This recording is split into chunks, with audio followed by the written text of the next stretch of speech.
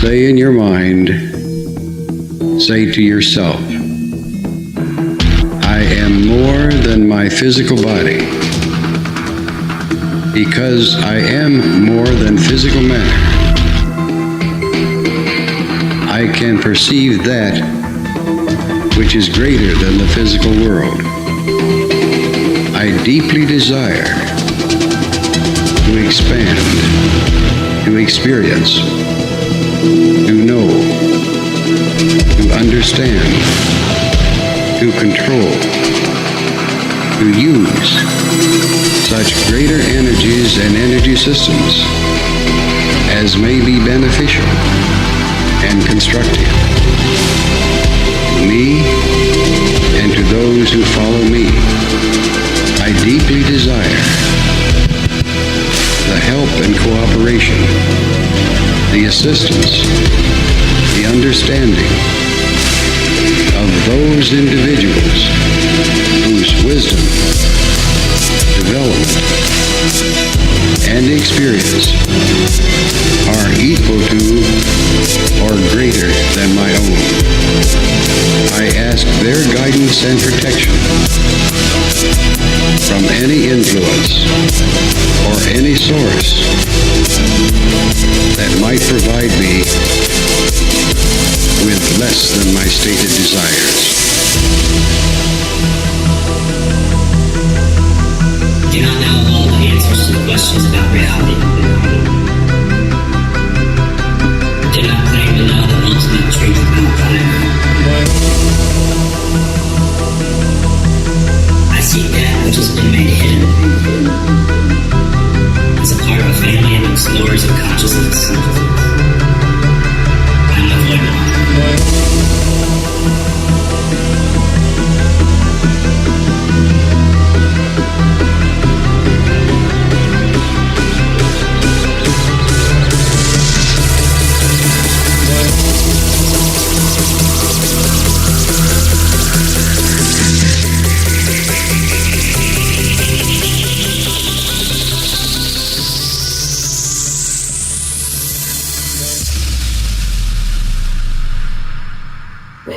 Welcome to Lighting the Void. All broadcasting live on a hill in the Mossy Creek bottoms of Cane Creek, Arkansas. From a shack on a hill in the Mossy Creek bottoms of Cane Creek, Arkansas. This is Lighting the Void live here on the Fringe FM. It's Cosmic Conditions, damn it. And it's the Eclipse Cosmic Conditions version with Mary Dusina. Mary Dusina is here with us. Please hold your phone calls until we're ready to take your calls, and then she's going to go over the cosmic skies, the signs.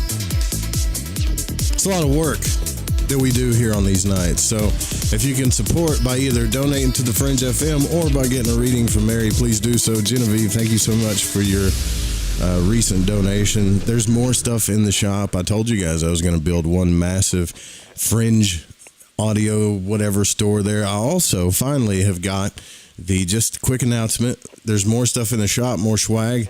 Send your pictures in, but also there is a Tatwa deck. So if you want to, it took me days to build this thing, as simple as it is, but the deck is built. It's there. So if you want to work on your scrying abilities, you know, if you want to be a crystal ball gazer, the magicians used to use scrying cards from the magic tatwas. That's how they started. All of the major magicians, Crowley, Rigardi, all these guys, this is what they used. And actually, it's pretty trippy what these things can do. So they're there in the shop too. Fringe.fm/shop or Fringe.fm/store. The call-in number is 501-777-5631. We'll open the phone lines up when the phone calls happen. And I hope you guys had a good eclipse. I did. It got massively dark out here. I got my dad out of the house. I was going to wear these glasses tonight, Mary, but I can't see a damn thing out of them. So, you know, thanks for coming on. All hail the eclipse. All hail the eclipse of 2024. How many, many opportunity doors it shall open. Oh, yeah. I felt it, too. I had tears. It was really weird. I felt like a little girl, actually. Like, I had all kinds of emotional stuff going on while this... But it got so freaking dark out here. The stars came out. The street lights came on. It was pretty trippy, actually. I want to hear eclipse stories because it's a monumental time. So, number one, it's eclipse and it's a supermoon. So let's take that 1 second. Breathe in, because Aries, our first magnificent fire sign, is now at eclipse point, has had eclipse point at the regal Prince degree of 19 degrees. And when you look at the Sabian symbols, it floats between the magic carpet into the girl feeding the birds in winter and having some sky totems that are coming in for us over the next couple of weeks before we get to the Scorpio full moon. So take note of the flying ones, the winged ones, of what seems to be coming around you for your 2024 magical creature teacher totem. Almighty I Am, Aries signature. Almighty I Am, Aries keyword. Almighty I Am that I am, all that is. To all that hear this on this eclipse day and eve, to all that will come back to the Lighting the Void radio YouTube channel or the Lighting the Void or Fringe.fm channels, all of the tribe, as we respect and call forth all of the angels, the ancestors, our elder wisdoms, we know what a pivotal hallmark point this is. It's Aries. It's an Aries supermoon at 19 degrees. So we give thanks knowing that we are protected, we are showered with prosperity, we are able to have the epiphanies and the awakenings in soft, loving, whispered ways of comfort and not pain as the teacher that grabs our attention. Thank you for the burdens being lifted, the issues now receiving the light as the moon, our feelings temporarily got in front of the sun and allowed us the Bailey beads, allowed us the beautiful radiations of the sun, took a plowshare to the magnetic fields of Earth. This eclipse coming into solar maximum, which only happens every 11 years, we accept as adepts, as disciples in the dance of soul harmony, wisdom, grace, glory, and light. Thank you for the portal of the next 11 years opening up at solar maxima, and thank you for peace and providence and grace to be upon our beautiful blue-green jewel, our Mother Earth, in this magnificent galaxy of the Milky Way. I'm ready. And so it is. So what I want to say about this is I want to take us to the fact that each one of the 12 divided sections in our astrological wheel, you look at the face of a clock and you're kind of familiar with, from 12 back to 12, whether it's AM or PM, wherever you live in the world. When we get to the number 1 in the tropical western zodiac, when we get to Aries the ram, when we get to the seasonal cycle here in the northern hemisphere of springing forth or springtime, Aries is always about the battle to live. And when you are working in a garden, when you're working to till the garden, to start looking at when's the best time to plant past frost, when you're in a 4-seasonal area like I am here in the mountains, you notice that the weeds tend to come out first. The weeds are like, I'm here, I'm a dandelion, and I'm a this, and I'm a that, and I'm here. And I know the value of dandelion as an herb, by the way, but to a lot of people it's a weed. And they kind of want to clear out some of the weeds in that little patch that they're going to do for growing their culinary herbs or their flowers or whatever you're into, healing herbs, because you want to be able to give that nutrient, that area to those plants. We're prioritizing what we want to seed or what we want to plant. But we're being seeded too. And when we have not just the first full moon that ignites the astrological true new year in Aries, but this is a supermoon. And this was an alignment April 1st on your birthday, Joe. We had the winged messenger Mercury move into retrograde in the sign of Aries, and then we had Chiron, exactly an asteroid at 19 degrees, and there was much a buzz about, and I went over to NASA's site, and I was watching the astronomers today delineate the helioscience of the eclipse. Yeah, not astrology. I was all over the astronomical stuff for a while. And because people were talking about the 3 rockets that NASA was sending up at the moon, and CERN over in Geneva, Switzerland, at the border of Switzerland and France was going to get fired up, and it's the white hats, and it's the black hats, and it's the rapture's coming, and all that stuff that I remember hearing in Y2K buddy. in The world's 1999. coming to an end. And they did it again at the Mayan, end of the Mayan long count calendar in 2012. And so I believe that the majesty of this Aries supermoon, the majesty of the alignments in the signs predominantly within 60 degrees of each other, Aries, Mars coming into a conjunction with first Saturn in Pisces this week, and then coming up to Neptune, and then Mars entering into Aries, and Mars going over the eclipse degree when we get to the third week of April.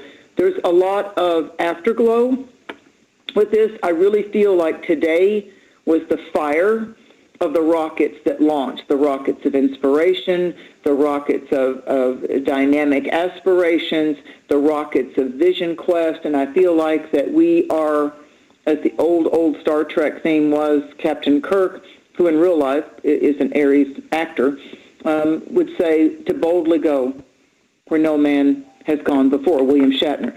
So in real life, an Aries. And Spock, by the way, who played the part of a Virgo, in real life was an Aries as well. So the Aries is the pioneering pulsations that we have right now to Aries. Once it jumps in, it's full enthusiasm. But you have to look at the balance, the axis balance to Aries. If Aries is I am, then Libra is I believe. And Libra wants everybody to win. I've had a lot of clients lately having a debate psychologically within themselves about the issues of when to confront something, when not to enable or be codependent anymore. And so I believe some of the themes this year, not the same every year, some of the themes this year with all the stuff in Aries and Pisces and Taurus, the first three signs of the Western Zodiac, is saying to us, and to siderealists, to people that are into Vedic or sidereal astrology, for them, they're looking at real sky astrology, as they call it. They're looking at this eclipse happening in Pisces. So it's just whatever branch of astrology that you're into. I have looked at both of them. After a while, you'll settle on what works with you with studying your own chart primarily. And then if you're looking at a lover's chart or a child's chart or whatever, because the best way to learn astrology, I promise you, is to keep learning it through your own birth chart, your own nativity. Well, it's a lifelong thing too. Oh my God, I've been into it 40 years and I still learn stuff. I mean, and I'm even more adamant about no one has enough money to get me to teach them astrology. No one. It's a lot. That multi-layered. It's just that multi-layered. I mean, God bless you. Get all the books. Finance all the astrologers. I'll tell you this: the best investment I ever made in my life, was the first astrologer I went to visit when I was 15. And having that talk at such an impressible age, and I'd already been studying it, and of course I had done my chart wrong, so I had to relearn it to change the degrees. But to be able to actually invest in a different modality of therapy, so some people might invest in Reiki, some people might invest in a certain oracle or tarot type of divination, or as you talked about, scrying, water witching, pendulums, crystals. It's going to help you if you lean into, and Aries is going to give us some new options, some new avenues. So there's going to be some things that we choose to explore that maybe we haven't rounded out as fully as before. So if you've been an active meditator or an outdoor ceremonial person, or you like to go to retreats and do things out in the woods and all that, you might find that this eclipse is more so doing the solitaire or the independent study, perhaps with oils or herbs, or that you're really going to focus on, which I would suggest, learning as much as you can about just two signs right now. And Joe said it earlier, the Aries vibration and the Libra vibration, because it has to do with I am and we can. And so where Libra, as I've always said, Joe, there's plus and minuses to every one of the Zodiacal's 12 spices. Libra can get into not being able to say no, avoidance. People pleasing. That's it. People pleasing. They can have an innate fear. The inner child wound might be, but there's an innate fear of, why don't they like me? I just need them to like me. I'm afraid to disagree. I'm afraid to show my real self. I'm afraid to show my vulnerabilities. And Aries at times can be like, screw it. I'm gonna push it all out there right there in the beginning. If they don't like me and it's too much for them, and it's, I'm gonna blow it all out the window right now. So Aries can come on, really hot and flirty and sexy and all of that, and selfish, and have like a wonderful, first encounter romantic night type of thing, and then the person is like, wow, does he do that with everybody? Does she do that with everybody? Or was I special? So Aries almost, sometimes I've seen Leo do it. Aries and lesser so Leo will sometimes try to push an attraction fast and furious in the beginning to see if they're going to scare somebody off or not. It's like, let me come at you with some of the stuff I can offer, and let's see if it's too much for you. So the minus side of Aries can be whenever they allow their frustration, their impatience, or their temper to become destructive. I would say that's the main thing for Aries, because they have the fire. They bring the fire. I mean, today I said it's fire. It's Aries for me. It's spring. I spent the whole weekend in prep of the eclipse planting the fire colors of herbs and flowers that were in yellow and reds and in oranges, and then I popped in the purple morning glories divine. I'm talking to the flowers, the flower power healing. I lit the white sage. I walked the property. Hey, you know where you stand with an Aries, though. Yeah? Well, I'm not dissing Aries at all. Like, people diss Aries a lot, but I'm going to tell you something, man. I've been through things that a lot of people would die from. Well, and I think it has to do with that. Honestly, the fire will help you. Okay, right. Well, fire lights the darkness. Let's not move past too quickly how many times Scorpio gets the bad rap too. I mean, well, Scorpio. Hey, I respect Scorpios too, because they go after what they want, but they'll tell you exactly how they. I mean, if you're not on their bad side, they got no qualms with telling you how they feel about something. Exactly. I don't like all the Aries stuff where it's manipulation, BS, sneaky, omitting. That stuff. I'm out. I'm just out. I don't have nothing to do with it. I think one of the minus signs of when Mars is in a transit of each one of the 12 signs, because it takes Mars 2 years to go through all 12 signs, and right now it's finishing up the Zodiac. It's finishing up in the sign of Pisces. So where we've been codependent, where we've been easily wounded, where we've been triggered, Mars rules this eclipse.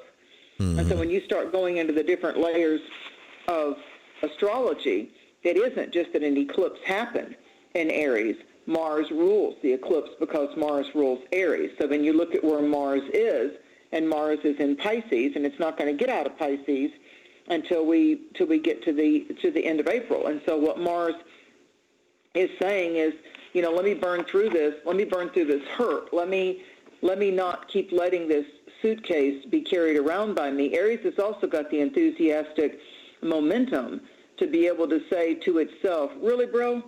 I mean, you've been carrying this around for too long. So Aries can get mad at itself when it feels like it's getting entangled in some type of psyops or entangled, caught in a web. Being stuck is a nightmare. It's a nightmare. It's an Aries nightmare. It's okay. But even if somebody else is any of the other 12 signs, that's my point about right now we're all studying about the Aries-Libra dance in our charts, where Aries can say, just tell me how you feel. Just tell me what's working or not working. Let's sit down and have a convo about this. I'm going to get upset if I don't feel like I can communicate with you. And then the side of the polarity to Aries is the Libra part that goes, no, then they'll know that about me, or no, then I can't play my game, or no, then I'll have to do full disclosure. So when someone is coming at a Libra or an Aries, or the Libra Aries of our chart is where we'll be both confrontational and avoidant. Like Aries and Libra are the give and take balance. So we might give somebody a pass because it's a child or someone's sick or they've gone through a rough time, and we're trying to hold space for them and help them through it. But then if they won't let go of the drama, if they keep going on ad nauseum about the same problem that happened 2 years ago or 8 years ago or 4 months ago, and it's like, hey, sis, what have you improved on that? How are you being able to move forward?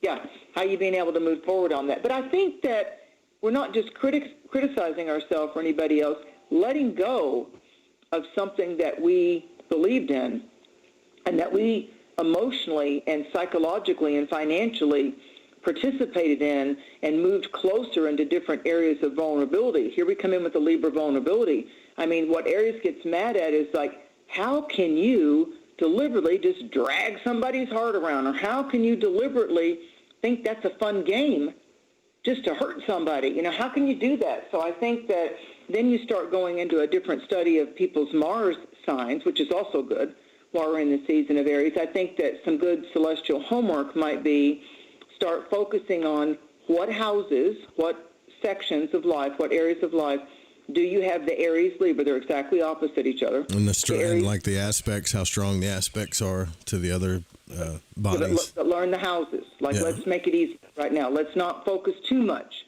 on the planets or too, you know, I mean, the eclipse, if you've got within 5 degrees, if your birthday is it within 5 degrees of 19 degrees or 5 degrees after that, yeah, then it's a very potent eclipse for those Aries born around that time. But I would like to do intermediate astrology because people, they rush ahead in astrology. So you and just want people to focus on where Aries, the energy of Aries and Libra and what houses they're in? And the houses, what houses are those for you? That's what the eclipse is igniting. Because remember, on March 25th, 24th, we had the Libra lunar eclipse.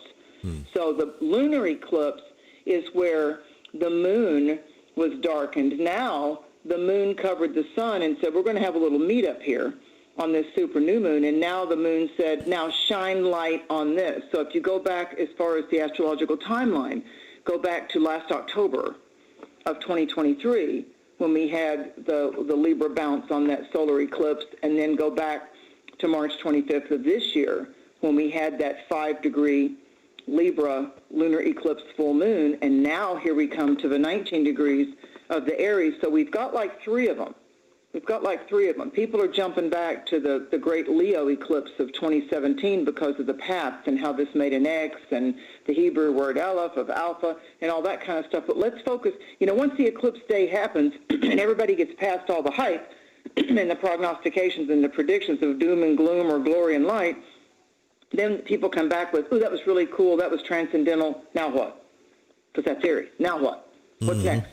So the Aries part of it also is, let's take this a step further and learn where your Mars is in your natal chart. And just instead of where the moon is each day and what this is doing to that, just kind of get familiar, like court your Mars. Like form a relationship, form a friendship with your Mars. Like if you're studying online or you're going to hire an astrologer of your choice, learn about your Mars this month. It's going to be easier to digest. It's going to be easier to absorb because we're in the Mars rules Aries time frame. And we had a Libra lunar eclipse, and now we have an Aries solar eclipse. So it's about balancing. The bottom line is, for all of us, regardless of your sign, but especially so in the Aries-Libra areas of our personal birth charts, it's about where am I giving too much? Where am I expecting others to give to me all the time? And I'm blind, or I have been blind. Aries rules the senses, sight, smell, taste. Okay, so where maybe have I not been seeing how much people give to me because I've been so busy focused or looking at the people that took advantage of me. So we've got to make this a win-win. We've got to balance out the Aries. We've got to balance out the Libra. And the Libra side of it is, who have you been giving to or trying to court or win by favors or smiles or sensual things or pretty little words, but you really don't back it up with tangible action? Aries is action. Aries is actions speaks louder than words. And that's what they're going to end up. The cardinal signs are going to end up putting their eyes square upon you. And Aries, a Capricorn, are going to look at you out of those cardinal signs and go, okay, shut up and tell me what you've done and what you're going to do. And when Aries, are you going to do it? Cancer, Libra, and Capricorn, right? Right, but the Cancer Libras out of the 4 cardinal signs are the softies. They're the ones that cling on. They're the ones that they have a lot of trouble letting go once they've invested their feelings or their emotions. They don't want to hurt anybody. They want to be fair. They're going to continue to believe in love no matter what. Well, Aries and Capricorn believe in love too, but they're going to set boundaries quicker. Right. They're not going to get strung along as long by a player or a gamer or somebody that likes to ghost. You know, in psychology they call it the push away and the draw in, the hug shove. Hug you, shove you away. Hug you, shove you away. So that's a pretty toxic I'm not going to play that stuff, man. I was like, I'm just telling you, sometimes people do things just to flat out hurt you. And don't think they're not doing it because they don't want to hurt you. They are. I mean, I was in a relationship for a long time, and then someone was like, I don't think this is going to work out. I don't want to talk about it. It's like that. They know that's disrespectful. They know it hurts. They know. Good word, disrespectful. They know how. I like that word. How ruthless and rude that is, and how just awful it is. So you have to, when that happens to you, you can't say, it's a game, number one. And secondly, you can't say, well, you can't do what do I need to do? Like, it's like the childhood thing. Like, what do I need to do, mommy? That kind of thing, right? Yep. Like, just I think disrespectful know that it's coming from them. Know that you're not like that. And that's all you need to know. Well, one of Aries' key mottos can be, to thine own self be true. Exactly. As long as in our Aries part of our chart, as long as we're saying, am I being authentic? Because one of the minuses of Aries, and some other signs, but let's just do with Aries. One of the negative, and if you're an Aries out there, I'm sure this isn't you, but I have to still discuss it. One of the darker forces or the negative aspects of Aries is to be too self-absorbed and a bully.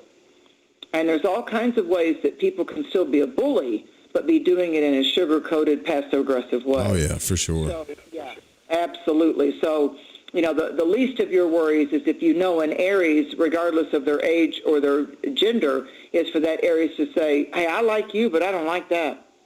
They just did you a favor. You know what I think the biggest thing the eclipse was about, at least for me, was like, so everybody in the past few years has chased this thing, like you said earlier, exactly. They went after their dreams and they financially invested, or they put their time and emotions and all kinds of things. And then two things either happened at the end of it. You either took care of your Saturn energy and love won, or you didn't and fear won, or whatever. But I think after this eclipse, it could be the energy, but I feel like I just want to see how good things can get. I mean, because not minutes after the eclipse started moving, all kinds of stuff started happening where I'm starting to realize, hey, this is who I was back in 2017. That guy that was like, how good can things be in all aspects? Because we already know how bad things can be. We've studied it. We've invested upon it. We've obsessed about how bad things can be. I dare you to see how good things can be. Well, and that's it. Well, in that eclipse was at 29 degrees of Leo, so it was the most royal anarchic degree of Leo. It was like truly the crown of Leo, one of the royal Persian stars, Regulus. So it was that was like an uplifting golden light. When you get with Aries, you're getting the scarlet tones, and with Libra, you're getting the pastel tones. But Aries is like the red cape of Superman. Aries is like, I can be a transformer and a superhero, but I first must do that myself, and I must let my confidence be so strong in the Aries part of your chart, not just being an Aries. In the Aries part of my chart, this is where we project our ego, is in the Aries part of our chart. It's one of the things that Isabel Hickey taught in her book, Astrology, the Cosmic Science, is that wherever Aries is in your chart is where we are projecting the I am.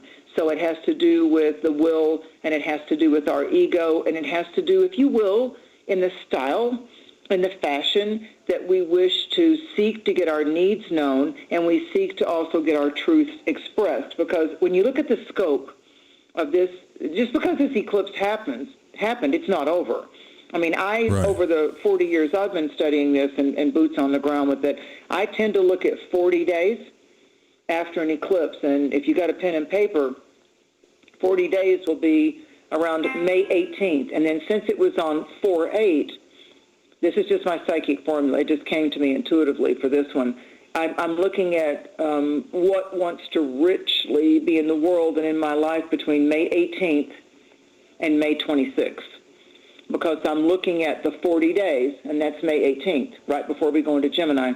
And then I'm going in, 8 more days. And you add the May 18th, and you add the 8 days, and you're coming up with May 26th. I can't tell you exactly what's going to happen, but I wrote it down in my leather-bound journal that Spirit wanted me to focus on those days. So what I did as a mystic is I went ahead and I sent, like everybody's thinking about today, and they're thinking back to August of last year, and a lot of astrologers talking about that. And I went forward to May 18th through the 26th of 2024. I went forward to the Scorpio, the Buddha, the Wesak moon that's coming up in the third week of April. I went forward to the other thing that astrologers are talking about this week with the Jupiter-Saturn, the Jupiter-Uranus conjunction that's taking place, that Jupiter and Uranus conjunct only once every 12 to 14 years. This year they're going to do it in Taurus. So it speaks about prosperity. Yeah, that's and it good. speaks about waves of prosperity.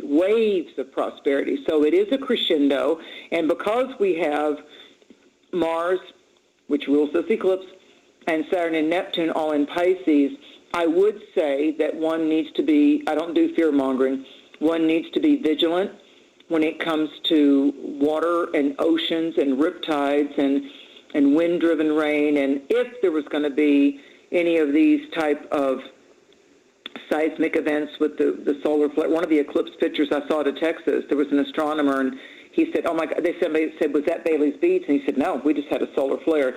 So this one is completely unique in that it is the eclipse that enters us into the solar maximum cycle. So I feel like that, with in history, Chaldean, Persian, Egyptian, Babylonian astrologers, they were out in the sky, they were on the land surviving, and they saw just a comet as a portent of a ruler or a kingdom having a massive change, just a comet. So we had Chiron, which is an asteroid, and then we've got, the alignment of these planets all close together. I mean, Aries, Taurus, Pisces, and I believe that. And then you have an eclipse, and it's not just a new moon; it's a supermoon. And Chiron, the wounded centaur healer, is certainly the signature of this eclipse that now empowers us and gives us the courage to follow through with that wound, that trigger. That's not going to get me anymore. I'm done. It's time for me. It's time for me to level up. It's time for me to evolve. So my mom rejected me. My dad died young. My parents were abusive physically. They were addicted to alcohol or drugs. Nobody's saying that you have to not be true to your story, but that was then. What about now? What about the people that don't have Aries? Because Georgiana's saying no Aries for me. I don't know if she means she just doesn't like Aries, or like some other people where they don't have any planets or anything in Aries. You can still look at the house that it covers, though, right? Absolutely. And that's what includes everybody in astrology. You may not have any planets in Aries. You may not have any signature planets in Libra, Aries polarity opposite sign, but it's an eclipse in Aries. So put the planets to bed for right now. Maybe your sun or your moon or your rising sign, those three power points aren't in Aries or Libra right now. Absolutely, that's who the spotlight is on. And second to that is Cancer, Capricorn, like you said, the four cardinal signs. But no, everybody has all 12 signs positioned around their starry treasure map. Everybody. Even if you have intercepted houses, I'm talking technical now, so bear with me for a second. Even if somebody has a couple of intercepted houses, Aries is still somewhere in that wheel. It's your treasure map. It's a portrait. Look at your birth chart as a portrait, a heavenly portrait of how the heavens were positioned over your head, above you at the time of your earth birth. For me, it's a treasure map. I don't like reading charts like traditional textbook astrology. I admire those technical astrologers. I've taken the classes, I've bought the books, I've passed the test.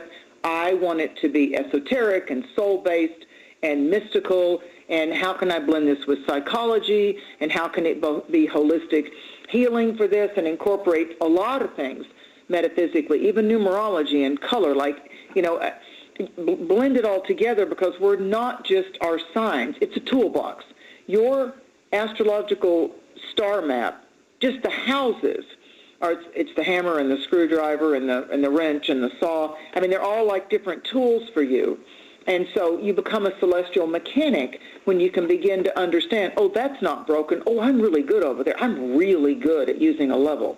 So take the stigma of that they're astrological signs and constellations and just look at it as it's a different kind of language. Yeah, I would struggle if all of a sudden I had to learn Russian because I had for business or for an extended amount of time, I had to go work in Russia or Egypt. I'm going to need to, when in Rome, I learn Italian, do whatever. I mean, businessmen that go to China that I've talked to, I mean, they've got to take some kind of Chinese language in order for them to get in the game over there. So don't take that kind of big challenge if you're not going to step up to the plate and do the work. Astrology is marvelous, but it is one intense frickin' study. I will never look at a person that I'm doing their chart. I'm like, I'm going to make this about you on this reading because I'm not going to drop $500 words because your Saturn is sextile your Jupiter, because they're looking at me like, what the shit does that mean?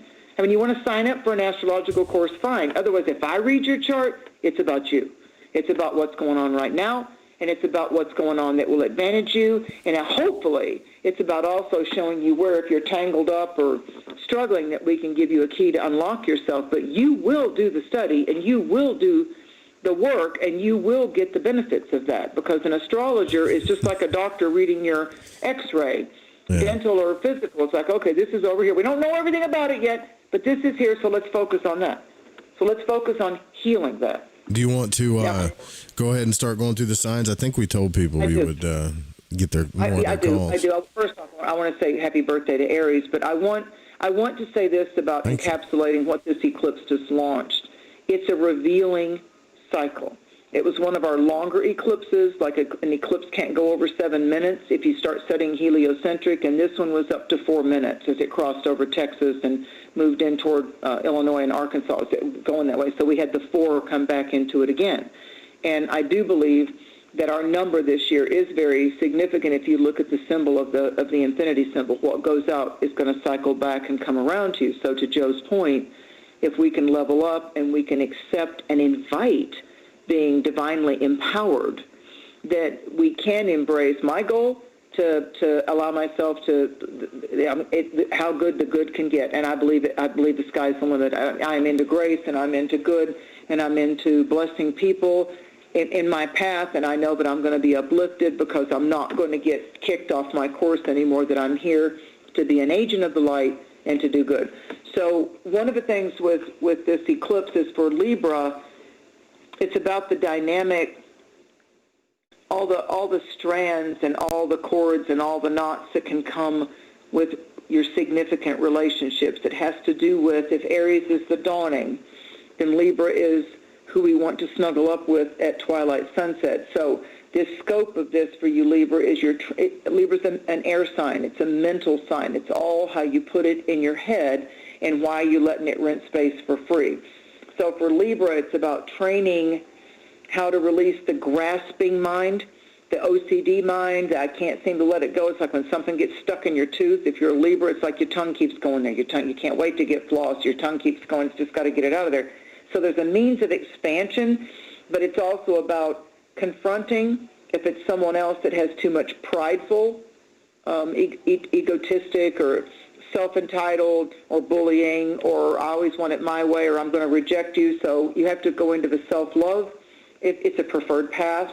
I believe there's an intuitive development of the hidden meaning inherent in the things around you right now, Libra, that why you're drawn to what you're drawn to, why you're leaning in. There's a reason. There's a host of reasons of why you're leaning into what you're leaning into. So for Libra, part of what it's about is, how is my relationship with myself? How is my relationship with myself?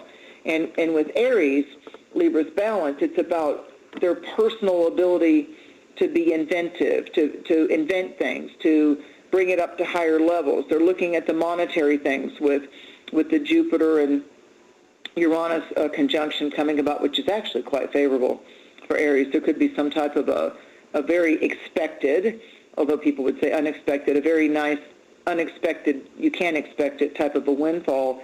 And when Mercury turned retrograde in your sign, it's having you look back one more time. And it would also have you look back to like 2014, when we had the different spin of these eclipses in the North-South node, like when the North node was in Libra instead of where it is now in Aries. So that was also a big spin game of relationships for both Aries and Libra. And with Aries right now, as Venus moved into Aries, that's also favoring both Aries and Libra, and this new moon solar eclipse in Aries lighten that up for you. It's just like, I like myself, and I know everybody's not going to necessarily be my cup of tea. Maybe it's not the flavor I want to pour of the day, or I'm not their flavor, but you know what?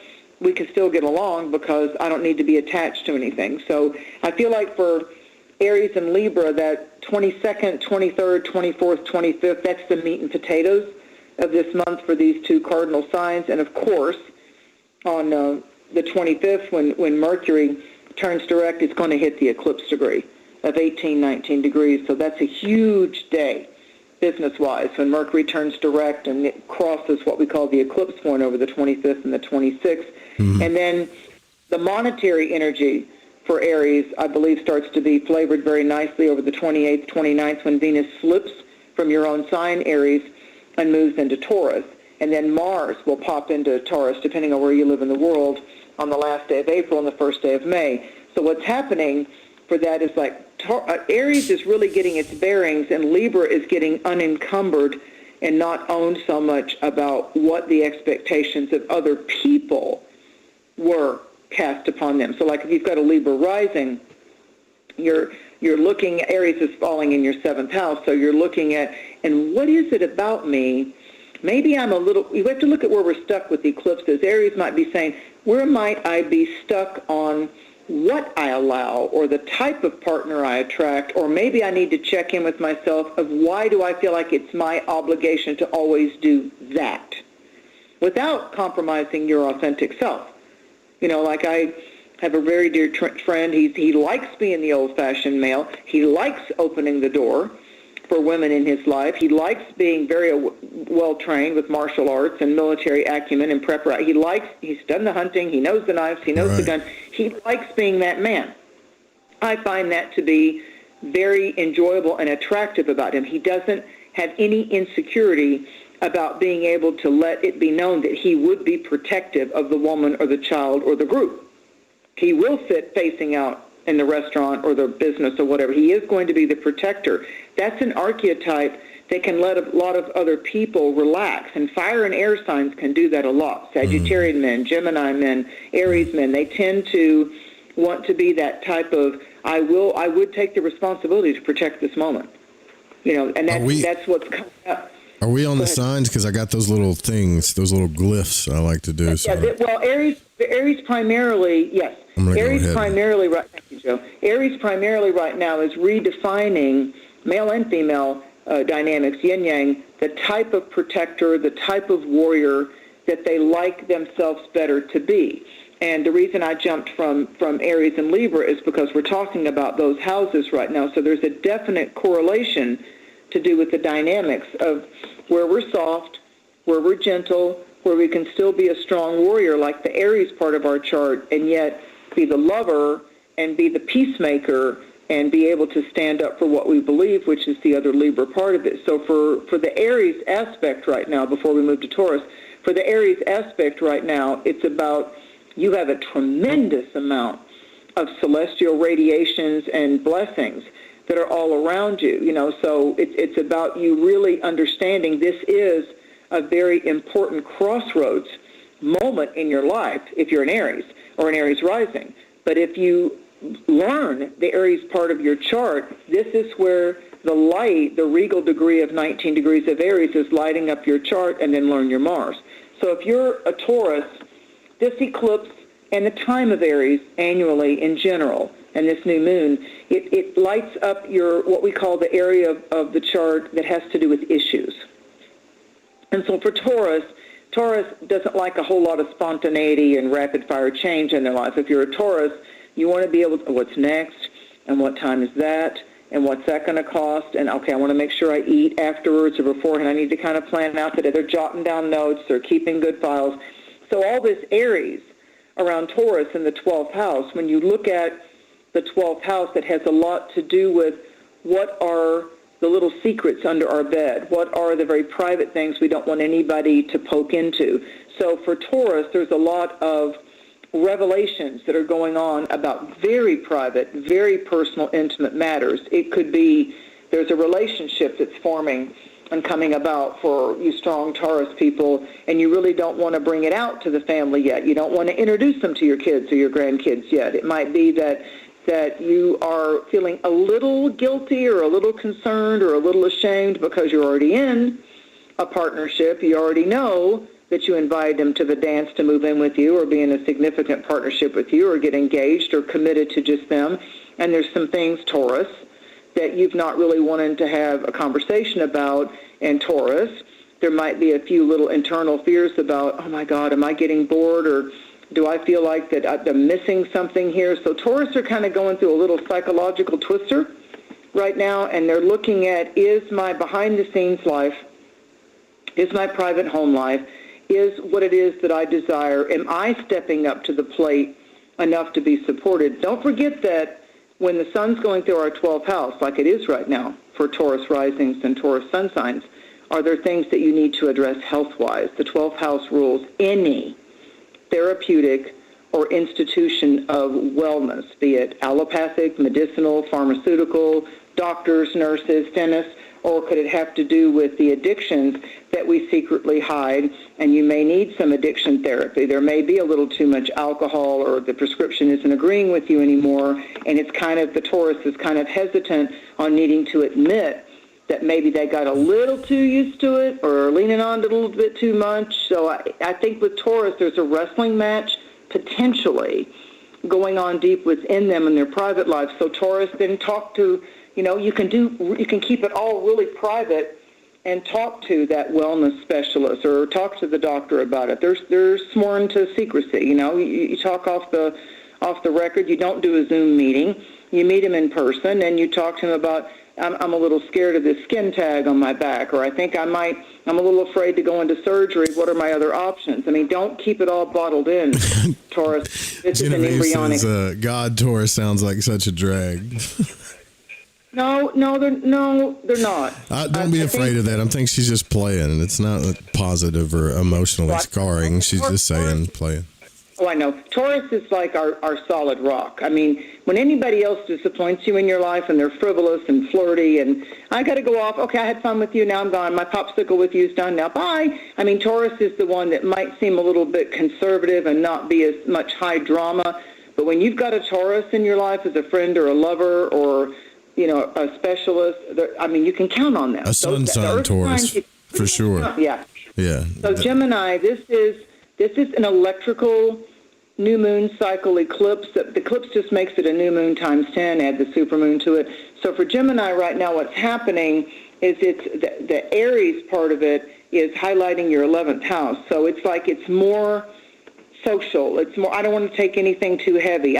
Even though Mercury's retrograde, I mean, maybe you Geminis are visiting with family members you haven't seen in like eons, or you're finally having that conversation with the relative or the kid or whatever that you've been estranged from, and you may end up in the same place with them, but at least the conversation. Like I see Gemini addressing certain things that it just wasn't the right space, right time, or when you tried to get them to talk to you about it 12 years ago, 20 years ago, they bucked up on you or you bucked up on them. So I feel like there's some things that are inherently getting discussed, and both of you are at a different place now with it. However, the full moon that comes up, Gemini, over that 21st, 22nd, 23rd in Scorpio is where you have to make sure you're not bottling things up too much. That, when Gemini gets kind of frustrated that things aren't going their way, they'll keep themselves multitasking and super busy, like 5 appointments too much for the day, and then they'll snap at that partner. They'll come out with something sarcastic, then they'll try to pull it back, because Gemini's Mercury, Gemini's the words. And the partner will be like, hey, that was critical, that was sharp, and you got to check Geminis when they come out with that little ba-ba-ba-ba-ba, like a little typewriter point of snarky sarcasm. You got to check them on that, going, whoa, what was that? No, wait, no, no, I was just kidding, no. So Geminis right now, I would be paying a little bit of attention to Geminis, what they're throwing out verbally, because I feel like it's their subconscious. I feel like whatever they're feeling insecure about, not too many Geminis are going to come up to you and say, it's a joke, but they thought about it. Well, yeah, no, and they won't. I don't know many Geminis that come up and go, I'm feeling really insecure. when they come to me for readings, so my wife is really pissing me off. She's not listening to me, or, the female Gemini's like, oh, my God, I cannot get him to stop for a minute. So, yeah. So Geminis feel like that they're better busy, but when you're dealing with a Mars-ruled eclipse, and Mars right now in Pisces is going to join with Saturn, and it's going to square off to the mutable signs, I think you might want to pause for the cause that really is a priority in your life right now, and it would be worth it to have some deliberate softer words or do some more listening. Deep listening means you're listening to the person without waiting to respond to them. Like, really listen. Like, don't think you got to throw the next sentence out to lead the conversation. So if you're a Cancer, Aries challenges you when you get into the cardinal signs, when you've got, if Libra is your opposite sign, then Cancer, Capricorn come in at a 90-degree angle. So if you're a Cancer right now, it's about reputation and career and the zenith point of the chart, the midheaven, the professional side of you. How are you defining yourself professionally? Like, maybe what you do as a plumber or what you do as a podcaster, but that's not everything about who you are. So don't put what you're offering as far as your services as some kind of moniker that's who you are, that you're only an astrologer, or you're only a oracle reader, or you're only reading Audible books, or you're only working at the bakery. No, you're so much more than that. And I feel like for Cancers, I do feel that this eclipse and Mars going into Aries this month, I do feel Cancer, but it's going to have you needing to let go, to just really let go and move on from something or someone emotionally. And if it's supposed to be, right now maybe it's Pandora's box over the last 18 months. I mean, these eclipses change again before we get to January of 2025. Cancer, the eclipses are going to be bouncing backwards, and it's going to be Pisces, Virgo. It's going to be the next 18-month cycle we deal with eclipses. And so I feel like with Cancer, there's a lot of unraveling that Cancer's doing right now, and they're going to be better. You're better, Cancerians, Moonchild. You're better. You got a good full moon coming up in Scorpio. It's a water element. You're better if you focus on how you can improve your skill sets, the way you say the things that you do, pulling yourself out of yourself and not being sullen and not being self-critical and not, that they shouldn't have done that to me. And do you hear what they said about me? Do you see what they didn't do for me? They didn't show up for me at all. You got to get past that. Yeah, that's their problem, not your problem. And simply don't make it your problem. Yeah. Just don't make it your problem. Don't let it, don't let it rent space in your head for free, because it can cost you too much.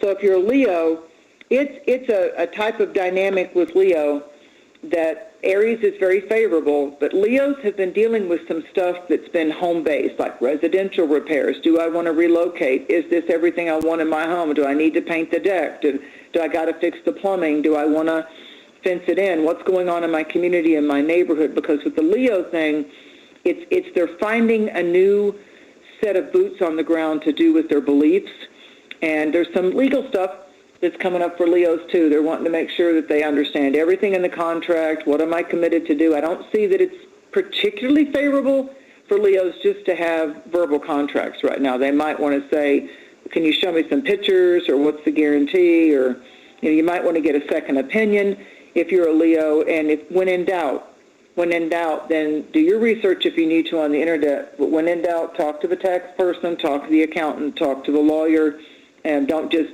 trust the salesman. There's a lot of great salesmen out there in the world, and a lot of them are Leos.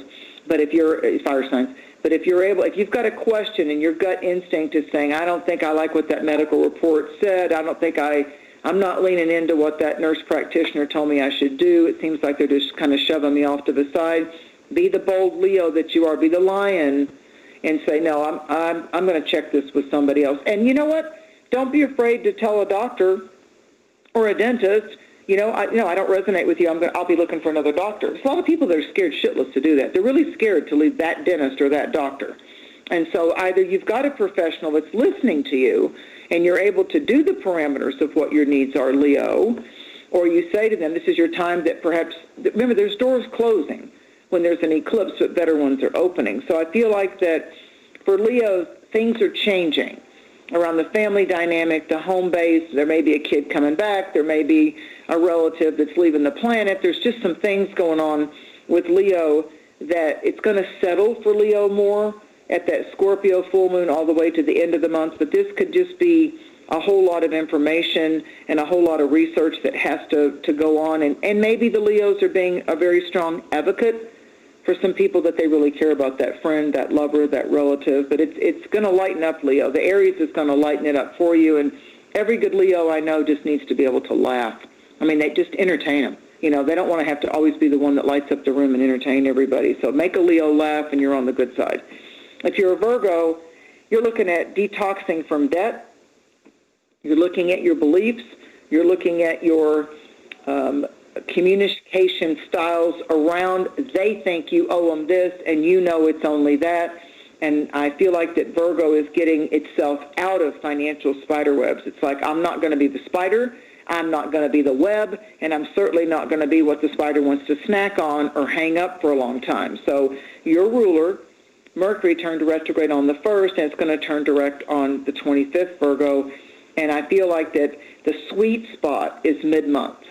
The sweet spot is mid-month because we've got that real strong dynamic, you know, over the 10th and 11th. Like we had the eclipse, and then we're going to have the Mars-Saturn, and then there's going to be the bigger things that happen in the third week of this month. So there's a lot of moving parts to the changes that we're all supposed to be allowing this month. And with Virgo, it has a lot to do with, I don't want to be in that financial transaction. That's my ex.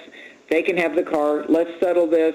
Let me see what it's going to sell for. Let's divide it up. I mean, Virgo's like, every Virgo I know is wanting to get disengaged from the people that try to boss them, bully them. Bully them with man, I swear on everything that just happened to me, Mary. Like, like someone was like, well, I did this and that. And I looked at the sheet and I said, actually, this is what you did. Here's exactly what you helped with. And here's what I did that you're not even acknowledging. So the truth is I don't owe you anything. You know, good for you. And I mean, a lot of people would just feel bad, like, but we'll have to have a talk about that sometime personally. But I've been bullied by people with money my whole life. A lot of times, people unconsciously, Joe, are dumping expectations on us. You know, when it comes to business or whatever, and just, you know, I often will say to people, "Okay, this is what I do. What are your expectations? Tell me what it is. What's your critical point that you're wanting to have taken care of, no matter what my business would be. Like if I was going to be an interior decorator, what are your colors? I'm not going to tell you what colors to do. What are the colors that you feel most comfortable with? So, you know, you've got to somehow make them be very aware of what their expectations are, because then they just go off willy-nilly and assume. And, you know, we talked about Libra a little bit. Libras, I see, you know, these new moons are what we need to detox from, going back to that full moon in March.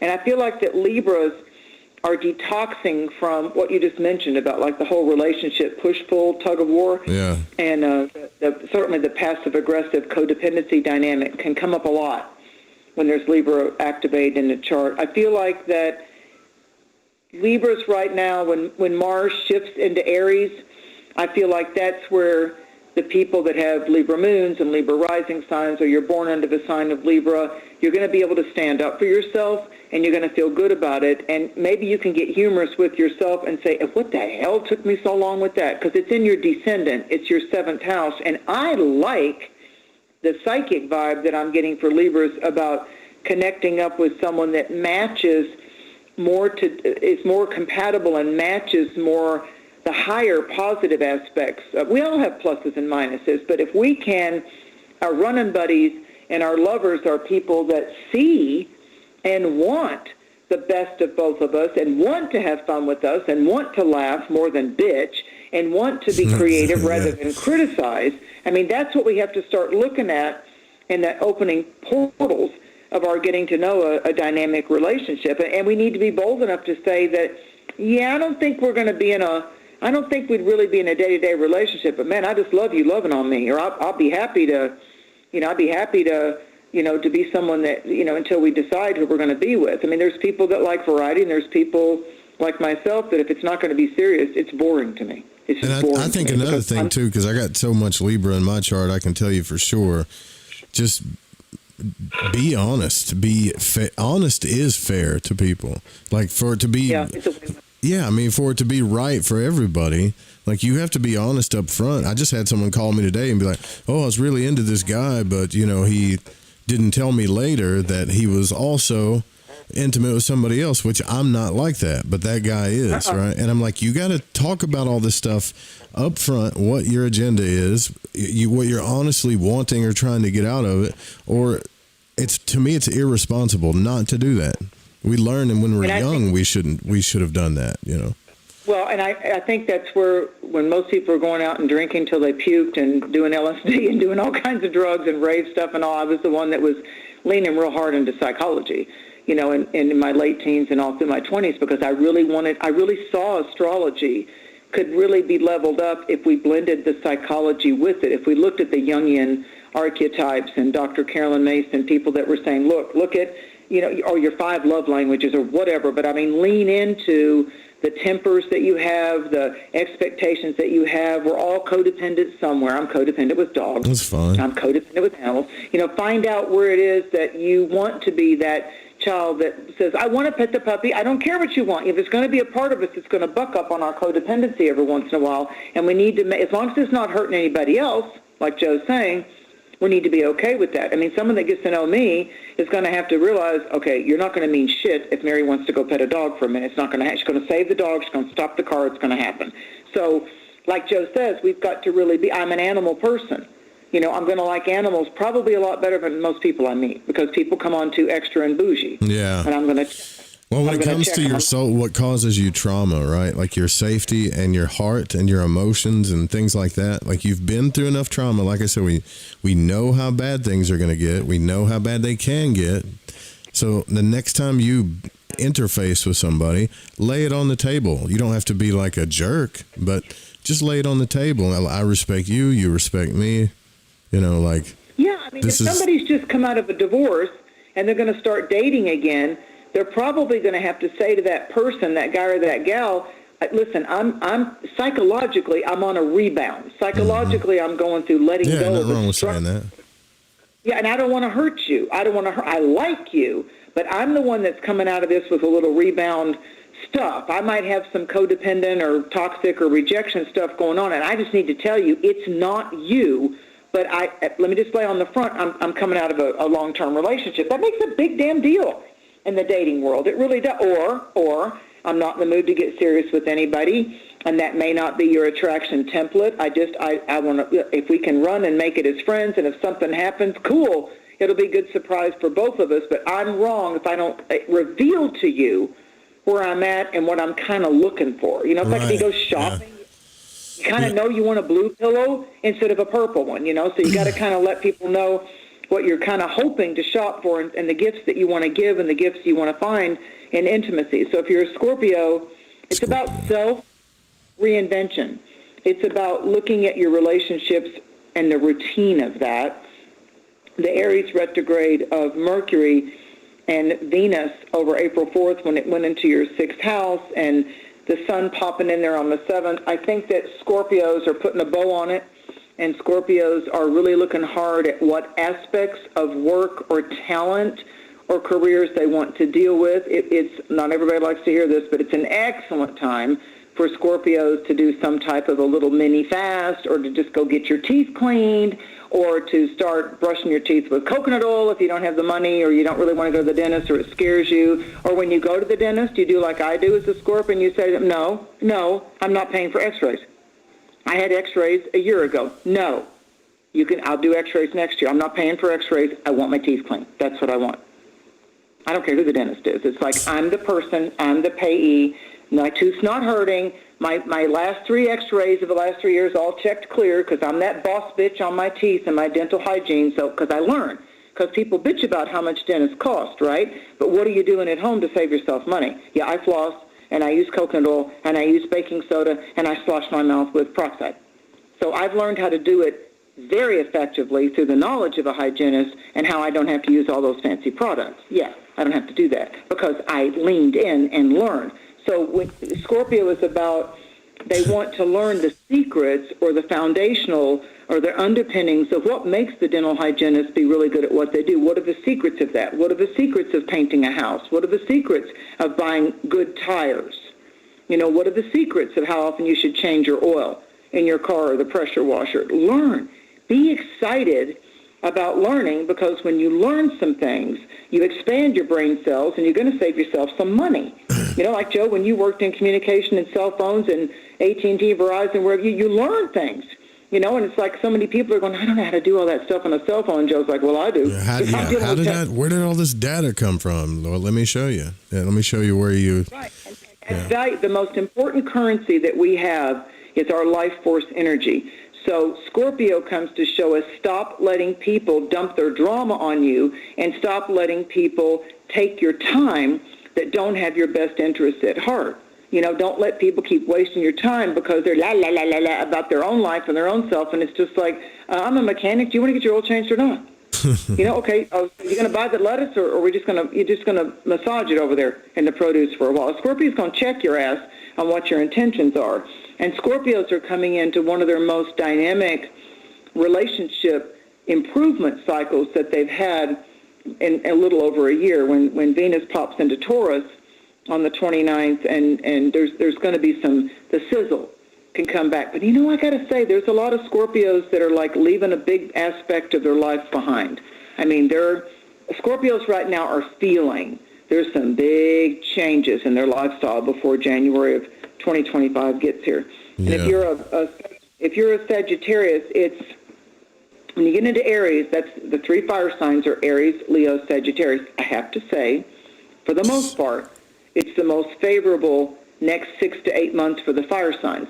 Sagittarius right now has that Saturn in Pisces and the Neptune in Pisces. And so Sagittarians that I know and that I've read for the last 4 years have been dealing with some really odd psychological and temper fits and odd moods, and somebody seeking mental clarity in their home, and a kid moving out, a kid coming back, and just kind of like micromanaging crisis points.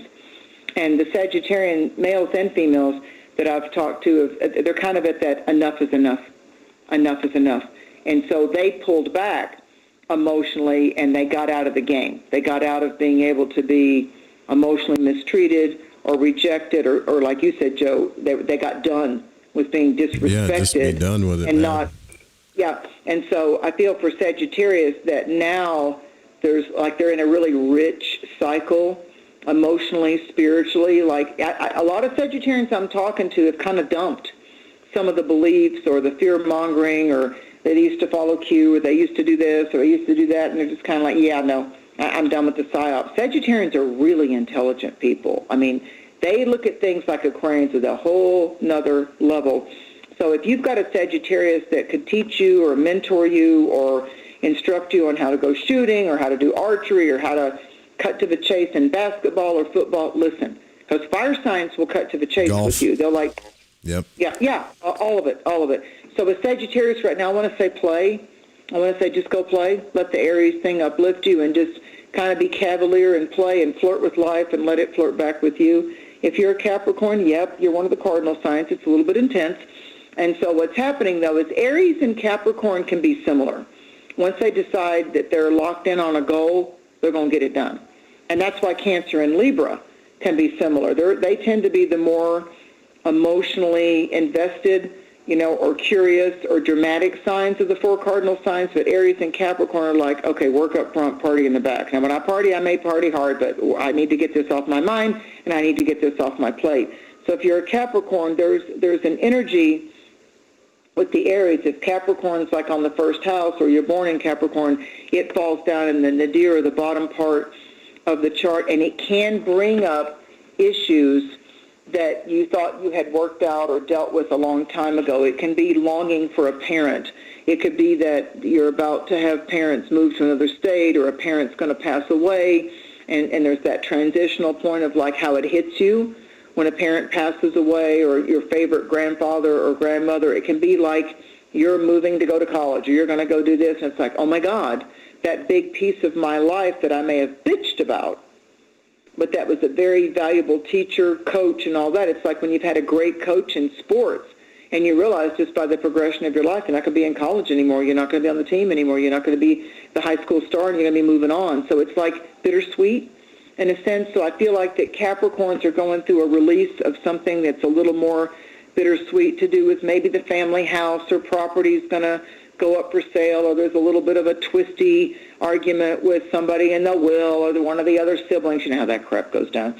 So I think Capricorns are dealing with the whole legal financial aspects of it, and then they'll feel once they get the paperwork.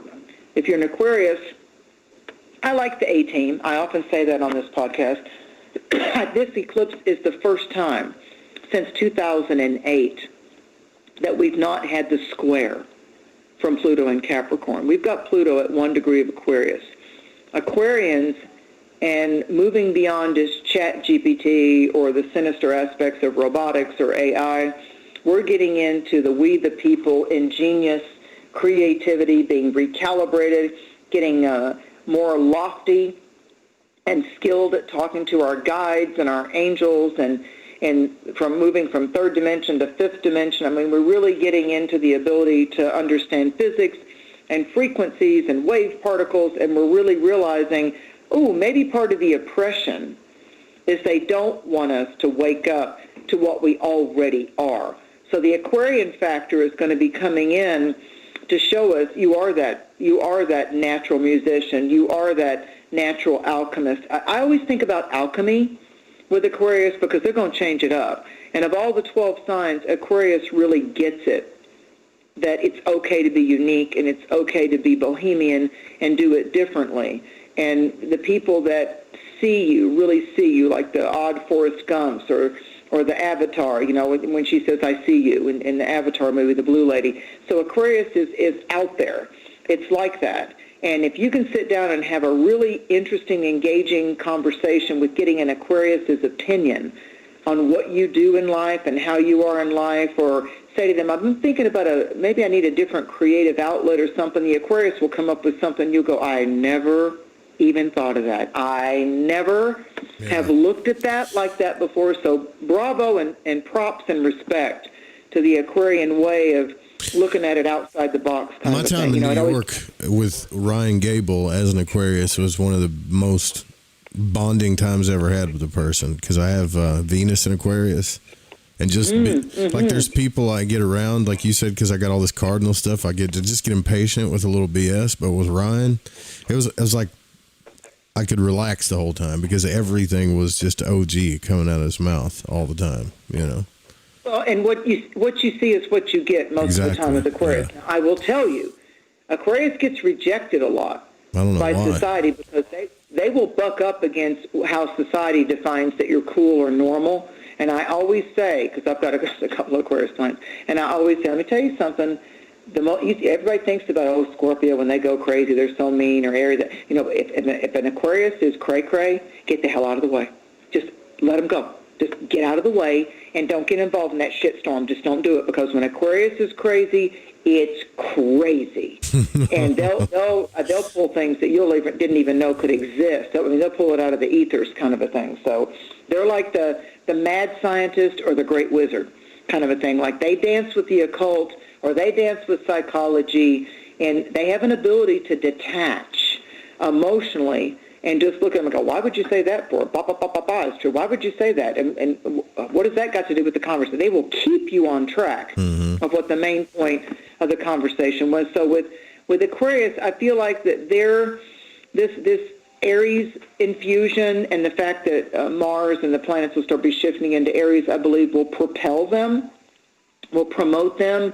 I think that it's going to open up different avenues of success for them. But remember, Aquarius, your opposite sign is Leo, and you really want to be able to influence a younger generation. You want to spend time with children. You want to protect children. You want to have that relationship where you're heart to heart, eye to eye, but you really want your private life to be private. Like you don't see a lot of Aquarians want to take their girlfriend or their kids to public speaking events. No. They'll show up. They do what they have to do. They need to be unencumbered.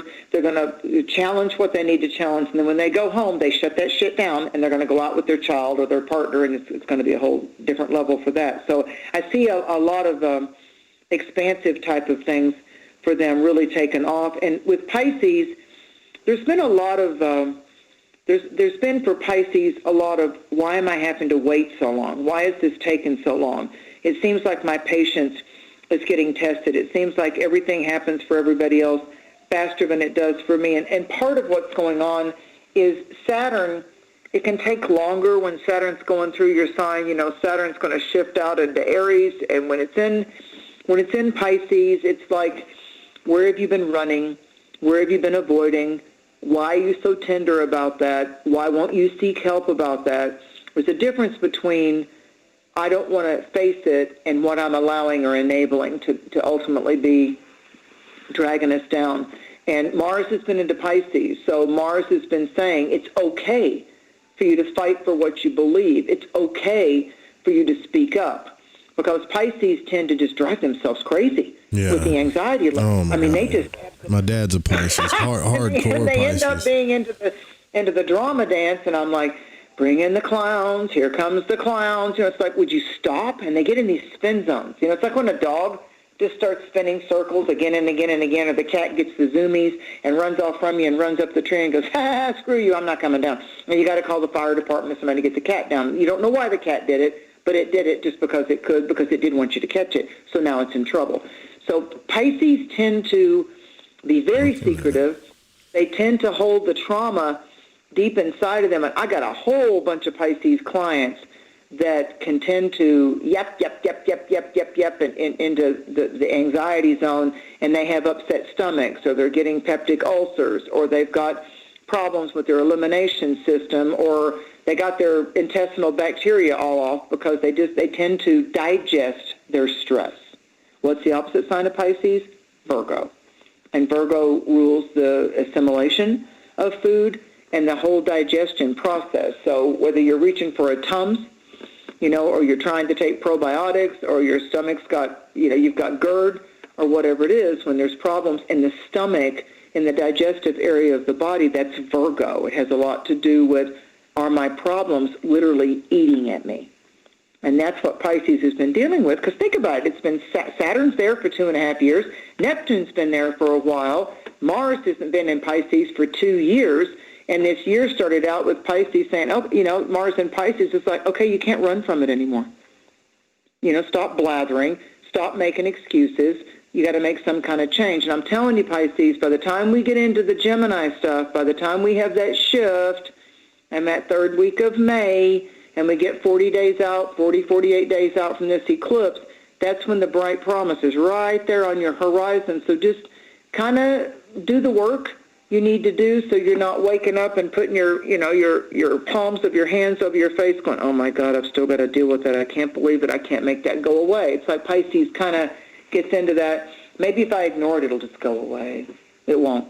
And you got an eclipse coming up in your sign, Pisces. In September, we're going to have that full moon eclipse mid-September in Pisces. So I'm telling you, when we get close to the Gemini cycle of this year, one of your mutable signs, I want you to start really, implementing changes that you know you've been putting off for the last 3 years with Saturn in your sign, because there's going to be avenues of opportunity for you to be able to step, first put that foot in the water, step forward and start changing things so you're not gobsmacked in September. It's not a bad full moon for you, but it's a full moon in your sign. It's an eclipse. It's an eclipse of the moon in mid-September. And if you don't do it, I think that's when fate and destiny step in going, oh, okay, here's what's going to happen now. We gave you a chance. So now it's going to happen. So I think of all the signs, right now the signs that have the momentum to go forward are Aries and Taurus. And Pisces kind of feels like they've got their back up against the wall because they've got those planets messing around with their psychological and emotional hot buttons. But, Pisces, I just want to say this to you. It doesn't have to be that pain or stress or frustration or betrayal or loss or sadness needs to be the attention-getting archetypal teacher for you. The magician's name doesn't have to be loss or pain. You've got archangels. You've got your sacred guardian angel. You can pray, but you've got to invite in and receive. Once you get that dream, once you get that vision, once that reader tells you what's a better optimal cycle for you, you still got to you got to do the work. People can advise this all day long, but we have to implement the changes. All right. And that's what I see. Big full moon coming up, Scorpio full moon. That's a big one. So we're going to take the radio station break for the Fringe FM. Call in. If you can't get through, keep calling. We got one line to call in. It's 501-777-5631. 501-777-5631. That's call in line. 3 to 4 minute break here. We'll be right back.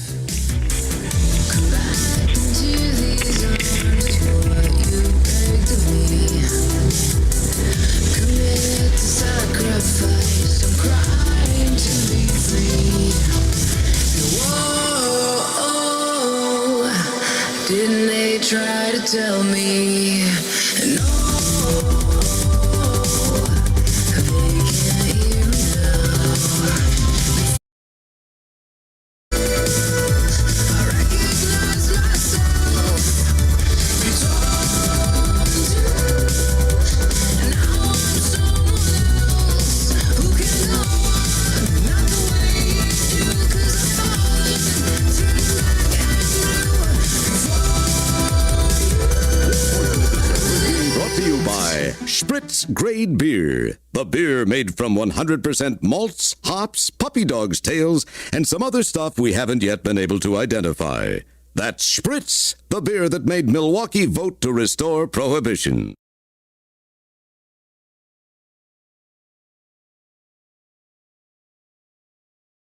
Bumper stickers are a fun side hustle with low-cost investment that has built-in advertising to attract local customers in parking lots, rallies, gatherings, conventions, venues, and more. You could potentially sell these bumper stickers on consignment to local businesses, tattoo parlors, head shops, or any other independently owned store that might gear toward the Fringe. Bumper stickers are great gift-giving ideas for friends and family. Also, a way to wake up your fellow travelers on the path without having to waste energy in tiresome debates. No car? No problem. Bumper stickers will stick to just about anything with a semi-smooth surface. Go to www.justbsme.com and get your bumper stickers today. Do you want to know the truth? Are UFOs real? Are aliens visiting Earth? Are governments around the world hiding the biggest secret in history? We're UFO Seekers, official partner of the Fringe FM, and we're on a hunt for the truth. Join us as we investigate locations like Area 51 by subscribing on YouTube at youtube.com/UFO Seekers. Musicians experience a lot of frustration with music marketing and promotion. They have no idea how to get their music heard, and they're spending hours sending emails, making phone calls, and hitting up their friends to promote them. With our industry-powered digital marketing platform, we can set up your media plan in minutes. Our team will automatically distribute your music across all the best channels, so you can focus on actually making the music. Submit your music today on our website at mymusicpromoter.com. That's mymusicpromoter.com. Have you ever wondered, what do the stars say for me? Or, will the next month or the next year be more favorable? How about, are our two signs compatible? Each month at the new moon, you can ask these questions live with me, your astrologer psychic, Mary Dusina, along with host of Lighting the Void, Joe Root. Join us at the new moon for Cosmic Conditions. We look forward to working with your energy. Every new moon at 7 p.m. Pacific, 10 p.m. Eastern, right here on Fringe FM. Remember, if for any reason you must leave your radio, please have the man at the door stamp your ear so you can listen again later. I was in the middle of the Atlantic Ocean when it happened. There was a sudden jolt and our submarine crashed on the seafloor. We were in total darkness. That's Dr. Dusina Figueroa, a marine biologist and STEM teacher, talking about a deep sea dive she'll never forget. It's funny, when I was a kid, I was afraid of the ocean, and there I was, 2 miles below the surface. But as a scientist, you prepare for that. Using our training and a little creativity, we fixed the sub and finished our experiments. The dive was just too important. Every dive gives us glimpses at things few people ever get to see. Glowing creatures, fiery undersea volcanoes. When we got back to the surface, I kissed the ground and called my mom, of course. But you know what? I wouldn't trade that dive for anything. Dr. Figueroa uses her passion for STEM to discover new things and make the world a better place. She can STEM, so can you. Check out She Can STEM for more stories and inspiration. A message from the ad council. Good evening, this is Art Bell, and you are listening to The Fringe FM.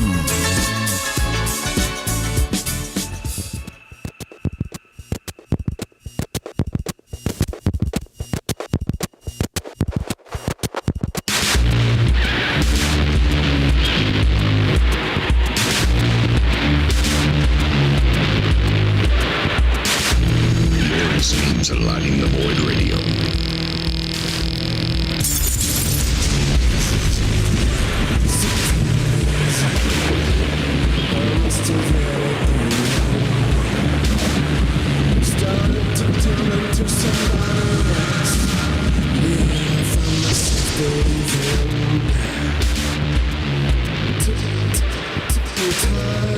right, but so before we take your calls, Mary's got an announcement that she has to make, and I want to make sure that Mary can get her announcement across.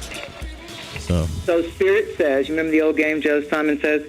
So Spirit says that I am supposed to tithe to Genevieve Samuel a half-hour reading. So if Spirit tells me I'm supposed to do something, by God, that's what I do. You should definitely do that, because she's supported this every month. She supported this station. There's along with Michael and a couple other people have supported, they support what we do for sure in the best way that they can. And she's always here, I'm not saying you guys always have to be here, but I mean, Right, that's right. Still. They just told me, they said, Genevieve Samuel, you need to give her your email. So it's Mary Dusina at rocketmail.com. Mary Dusina. He's already spelled my name on the promo thing, Genevieve. Mary Dusina at rocketmail.com. Yeah, you can get there through my website, but I just, you get in touch with me and I'll get you scheduled, and you just got yourself tied to half-hour phone appointment consult. That's what that's. I don't do half-hour. Genevieve, she doesn't give those away. And I'm telling you right now, Genevieve, take advantage of it. Do it. Well, that's the way I provide for myself. It's my full-time work. So, but if Spirit says, I do a lot of writing and I do a lot of pro bono stuff on my web pages, on my Cosmic Conditions, on my Facebook pages, on Instagram. But when Spirit steps in and says, we want you to do something for us, okay. There's no debate. So I just need to get that out, that's what was supposed to be, and that obviously she's done some things in her own karmic closet that Spirit wanted to validate for her, that not that she did things to get things, but because of that quality and she's of never her asked character. for a thing ever. Yeah, because of the quality of her character, they're telling me that they wanted her to have a demonstration that out of the blue, good things can come. So I'm actually happy to be a part of that. Let's see who we got on the phones. Let's see. I think it's 219 area code. You're on the air. Who's speaking with? 219. Hi, my name's Tanya. I can't believe I got through. You got through first. Yeah, I'm so surprised. You got a question for Mary, or do you want her to pull a card, or just pull a card, or what? Well, I have a million questions, but we're just going to have to pull a card and let her rip. Right on.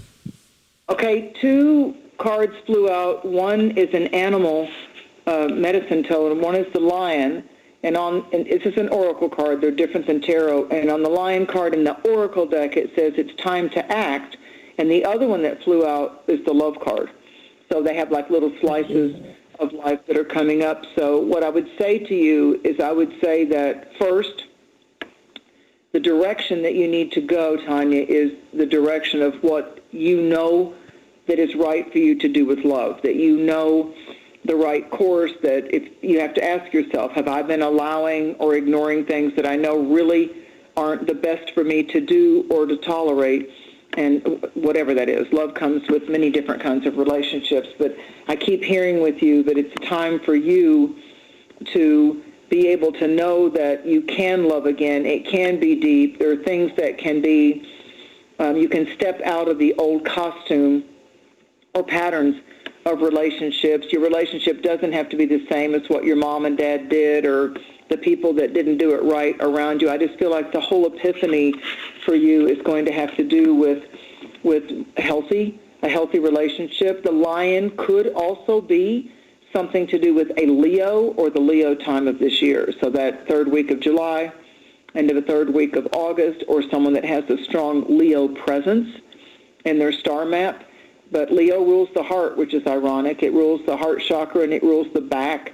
So it feels to me like you have to kind of straighten up, get your back straight, and be able to walk into and walk out of whatever needs to be done to adjust that. So just a lofty example, if a father figure or a mother figure was always criticizing, why don't you date this kind of person? Why don't you do this? Why don't you do that? You're not in your life to date the people that your mom and dad would date. Does that make sense to you? It's like somewhere I'm hearing this criticism that you don't need anymore.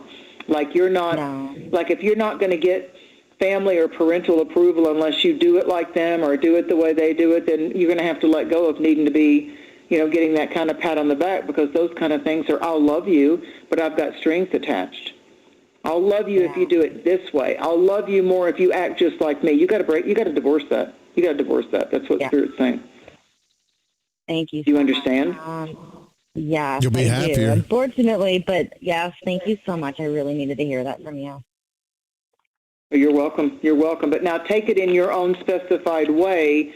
Lean into, I don't care if it's YouTube. Go on YouTube and study some of the psychological, there's a lot of experts on YouTube or little shorts on Instagram to where you can type in living with a narcissistic father or living with a sibling rivalry or living with someone that abandoned you. I mean, and it's like it's not such a personal stab to you because you're in the comfort of your own room and you're able to get some really good educated advice on, and you'll feel yourself triggered or you'll feel yourself like, ooh, that's good. I can get released that way. I don't have to always act the same way or react the same way that I always have, because if we keep acting or reacting the same way, that's what Aries cuts us loose from too at the new moon. Why don't we try it a different way if every time we've been doing it the same way and it's not netting us the results that we know that we deserve to have, that we deserve better? So why do we let people trigger us and then we only react a certain way with our sensual responses or our anger or our neediness or whatever it is? I mean, I think we have to also be able to be a different type of archetype or be a different type of, we can approach things not just the same way all the time. The same old ain't working. You know the definition of crazy. But if you keep doing something the same way every time. Cause of depression that has switched into anxiety, the number one psychological cause is other people's expectations, especially those of your peers. You have to let that go. Yeah. So Aries also teaches us, what could I break up with? What could I break away from? These dual eclipses, all over my Facebook pages, and my website, are they the dual eclipses, DUAL, versus dueling eclipses. Where are we having a battle within ourselves? We first have to get it right with ourselves, that I don't have to be fighting with myself. I don't have to be a right fighter. It's okay if I change. It's okay if I'm not the same way. Maybe I liked dating that kind of person a long time ago, or maybe I've always had the same attraction template. No, I gotta branch out of just the habitual patterns that I've been in, because they call to us from our childhood theater. They really do. I mean, unconsciously, they pull and tug at us all the time, and so we have to become into that mature magician, that mature alchemist, that spiritually strong person that says, I don't have to do it that way anymore. I don't have to take it that way anymore. Right. Yeah. Thank you so much. You're welcome. welcome. Me so much. I mean, I can't even put it into words. Thank you. Call us back. Let me know. Let us know if you deserve it. You deserve if it you right put it away. into action. You know what I mean? What happened? Yes, Leo season. I will let you know. I've been actually having some dreams about Pisces and Leo season. Oh, very good. Yeah. Messages from the deep. Make sure you jot those down. Absolutely. Listen, I don't care how much social media we have, pen to paper, pencil to paper, when it comes to dreams, astral travel, meditations. Yeah, have that. I'm a notepad. First it goes on my notepad, and then I'm starting to do my journal with my leather journal, because it's so rich when you go back and just put the months and the signs. It's so rich. In September of this year, when we've written a few notes about this supermoon Aries eclipse, oh my Lord, it's going to be yes, I remember. Yes, I got that reading right under the supermoon eclipse with Mary and Jill. I got that reading, and look, so that's what Joe means when he says, journal. This is a huge time for journaling. You want to know, let me tell you guys what that. the biggest, I'm going to have to put the links out to this, but the two biggest tools that have changed my life in the last few months spiritually are not what you think. There's an audio journal that you can get for your phone, right? It's better to write it down, but if you don't, as soon as you wake up, you can hit your phone and speak your dream into it and then write it down later. And the second one is a I Ching app. I Ching is the oldest, it is the oldest form of divination. And, Terrence McKenna thought it was the time wave continuum kind of thing.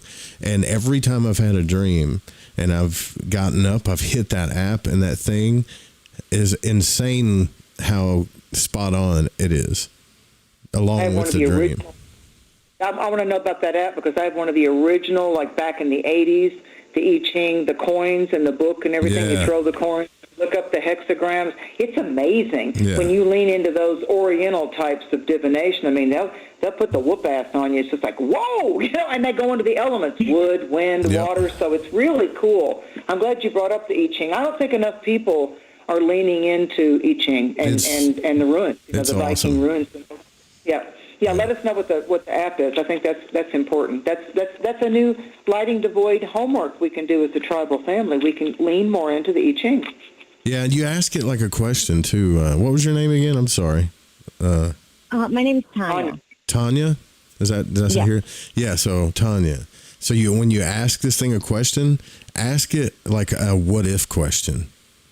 Not you know how you do the 8 balls like a yes or no, but if you get forget about what your parents and all your peers think. Like if you get an intuitive insight about something, open that I Ching app or use coins, old school if you want, and say, what if I was to do this? Ask it that way. I like that. And it'll trip you out what it says. I'm going to do that as soon as you guys are done. I'm definitely doing that. Yeah. Good. That's Aries. That's following through, seizing the moment, and allowing and marrying the opportunity. Good for you. That's an Aries reaction. As soon as I hang up from you, I'm going to do that. Yep, there you go. Right on. Right on. Thanks for your call. Absolutely. Thank you so much. All right. Bye-bye. Happy new moon.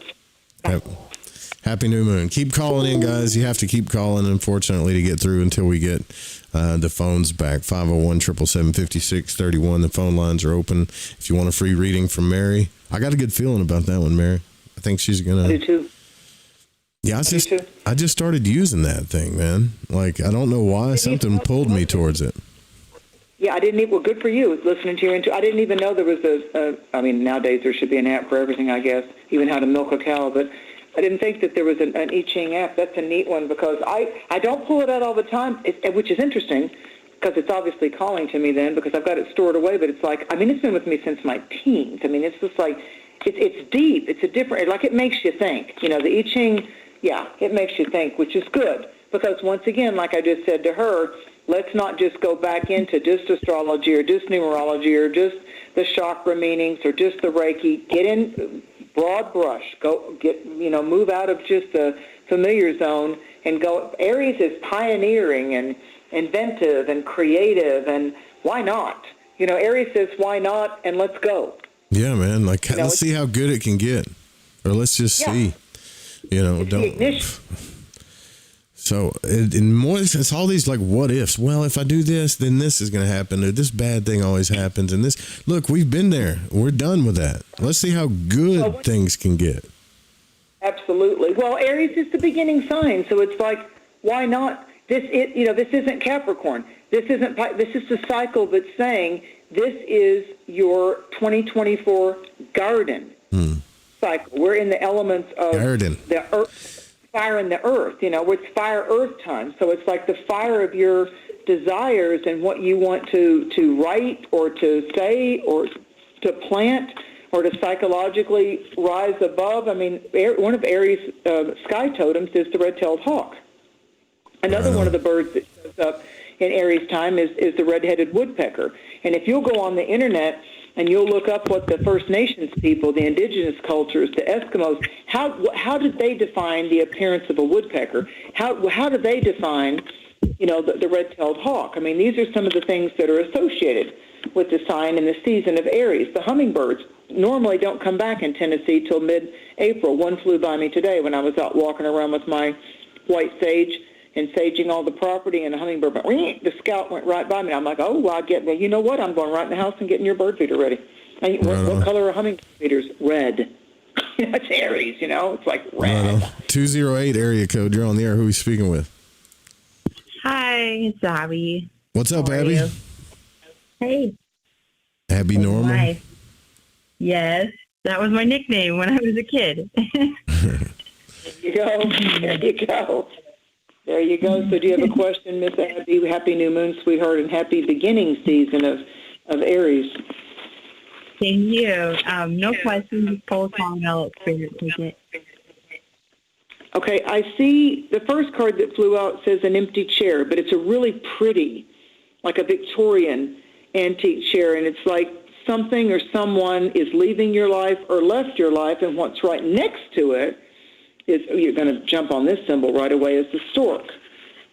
And the stork is often associated with someone announcing that they're pregnant, or it doesn't have to always be they're pregnant with a physical biological child. It can be that you're pregnant with possibility that there's news of a new business opportunity, or the news of a birth of something, like, you know what, I've been a nurse for 15 years and now I'm going to go be an accountant, or now I'm going to go to Texas and I always went to Florida on vacation. So there's something about a door closed, and I think it's been a little while. I think you kind of had to process some things for a while. And again, even though there's an empty chair, the chair is ornate and hand-carved and really attractive, like a really pretty chair. So I feel like the emptiness is leaving you, and the birth of something, the bright promise of something, the new dawning is coming right at you. But it's like the new dawning got there because Abby had to do the process of, like, okay, I got done with that. It got done with me.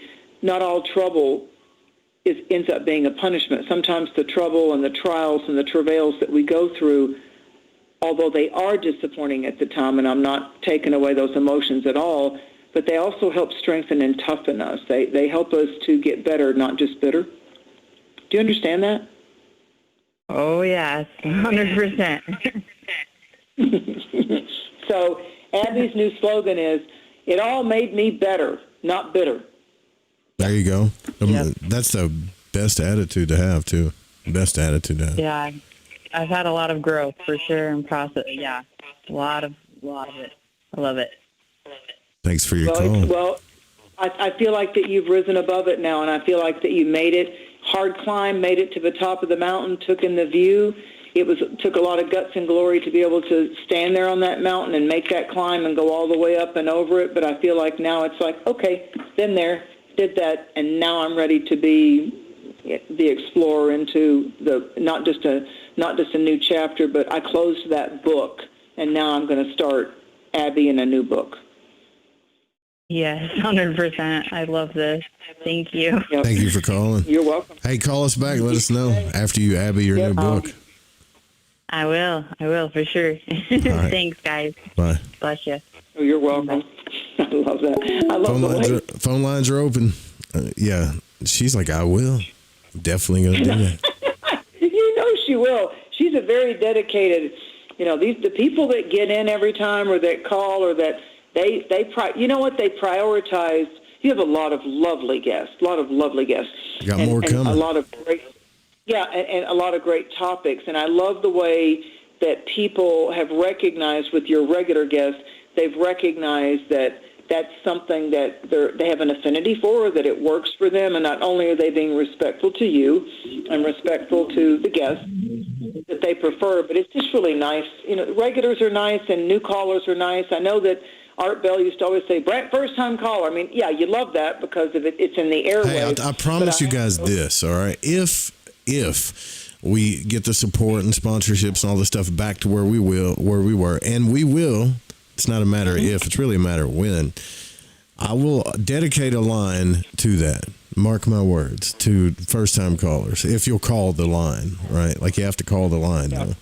So, yeah. And by the way, if you're calling in tonight, make sure that you're not on speakerphone. If you have the podcast in the background, please turn it down. All that stuff reverberates, vibrates, and all that goody stuff. So That's good you teach the audience, Joe. It's good you teach the audience. A lot of people don't know that. They're multitasking. They've got their cell phone. I understand that. And they don't know. Yeah, they don't know. So that's so good that you give some technical advice from time to time, because I've made that mistake too. Oh, yeah, there's a delay in the show, so it'll confuse you if you got the show running. If you're on speakerphone, that sound is going back into the microphone, and people are hearing like double sounds and stuff too, so just be careful with it. 801 area code, you're on the air. Who are we speaking with? Hi, this is Georgianne. I'm just calling back. What's up? To get back to you about the last phone call I managed to get and spoke to you about, when Mary recommended that I fill my property with frankincense oil. How'd it go? I had to order it because I live in a way about place, but it came on the 6th, I did it yesterday evening just as the sun went down. And boy, today has been a very interesting day that we choked up. I'm so grateful. Oh, how nice.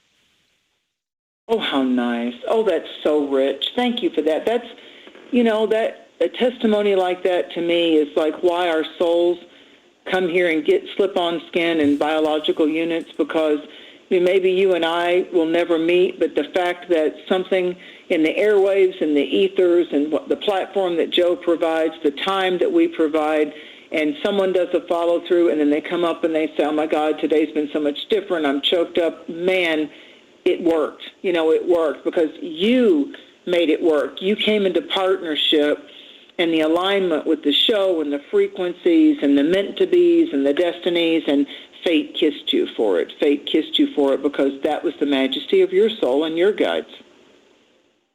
Oh, we're just thank conduits. You so much, Mary. Yeah. Yeah, we're just did you the egregore of that energy too, the frankincense, it goes way, way back, especially here in the United States. It's good stuff. It really is. Well, and I also infused some it's just older white sage that I just found in my cedar chest yesterday with that oil, and went out this morning and just let the smoke rise. And I saw that that's something that you would see on here. I go, it's something I saw you posted later, and I'm just really humbled. I just have to say, thank you so much, Mary. Synchronicity. Oh, you're welcome. Did you have a major synchronicity when you saw her post it? Is that what you're saying? Oh, heck yeah. And it was several hours later that I saw that. Right on. And I wasn't going to call in today because it's such an important day. I wanted new people to have a You should call in on the important days. You are not a burden to this place at all. Understand that right now. No, Joe's right. Thanks, Joe. No, it's important that other people. When I was driving to radio stations and doing what they called then terrestrial radio, I loved that there were people out there in the dark. I did a show from 8 to 10 on Saturday nights called Cosmic Conditions in Tampa, and I loved there would be people that would say, I never call a radio show. I never wanted to call a radio show. And it might be a year later, and they'd call in, and they would say, I've never called a radio show in my life. And I'm like, I'm honored. Because I love radio, and I do podcasts. I don't call shows. So I totally get it. But the fact that it can go out there. This is the only one I've ever dialed into. Oh, wow, thank you. And I'm 64. So I love radio. Don't get me wrong. I do too. I love everything to do with the voice and the verbal and the pitch and the tone, and getting it out there. It's gone into podcast and YouTube and Instagram, and I love it. And the little viral short reels and all that. I love all that. But it's like I don't lose sight of the power of the spoken word. I don't. Mm-mm. No, that just gave me the chills. You got chills? Wow. Yeah.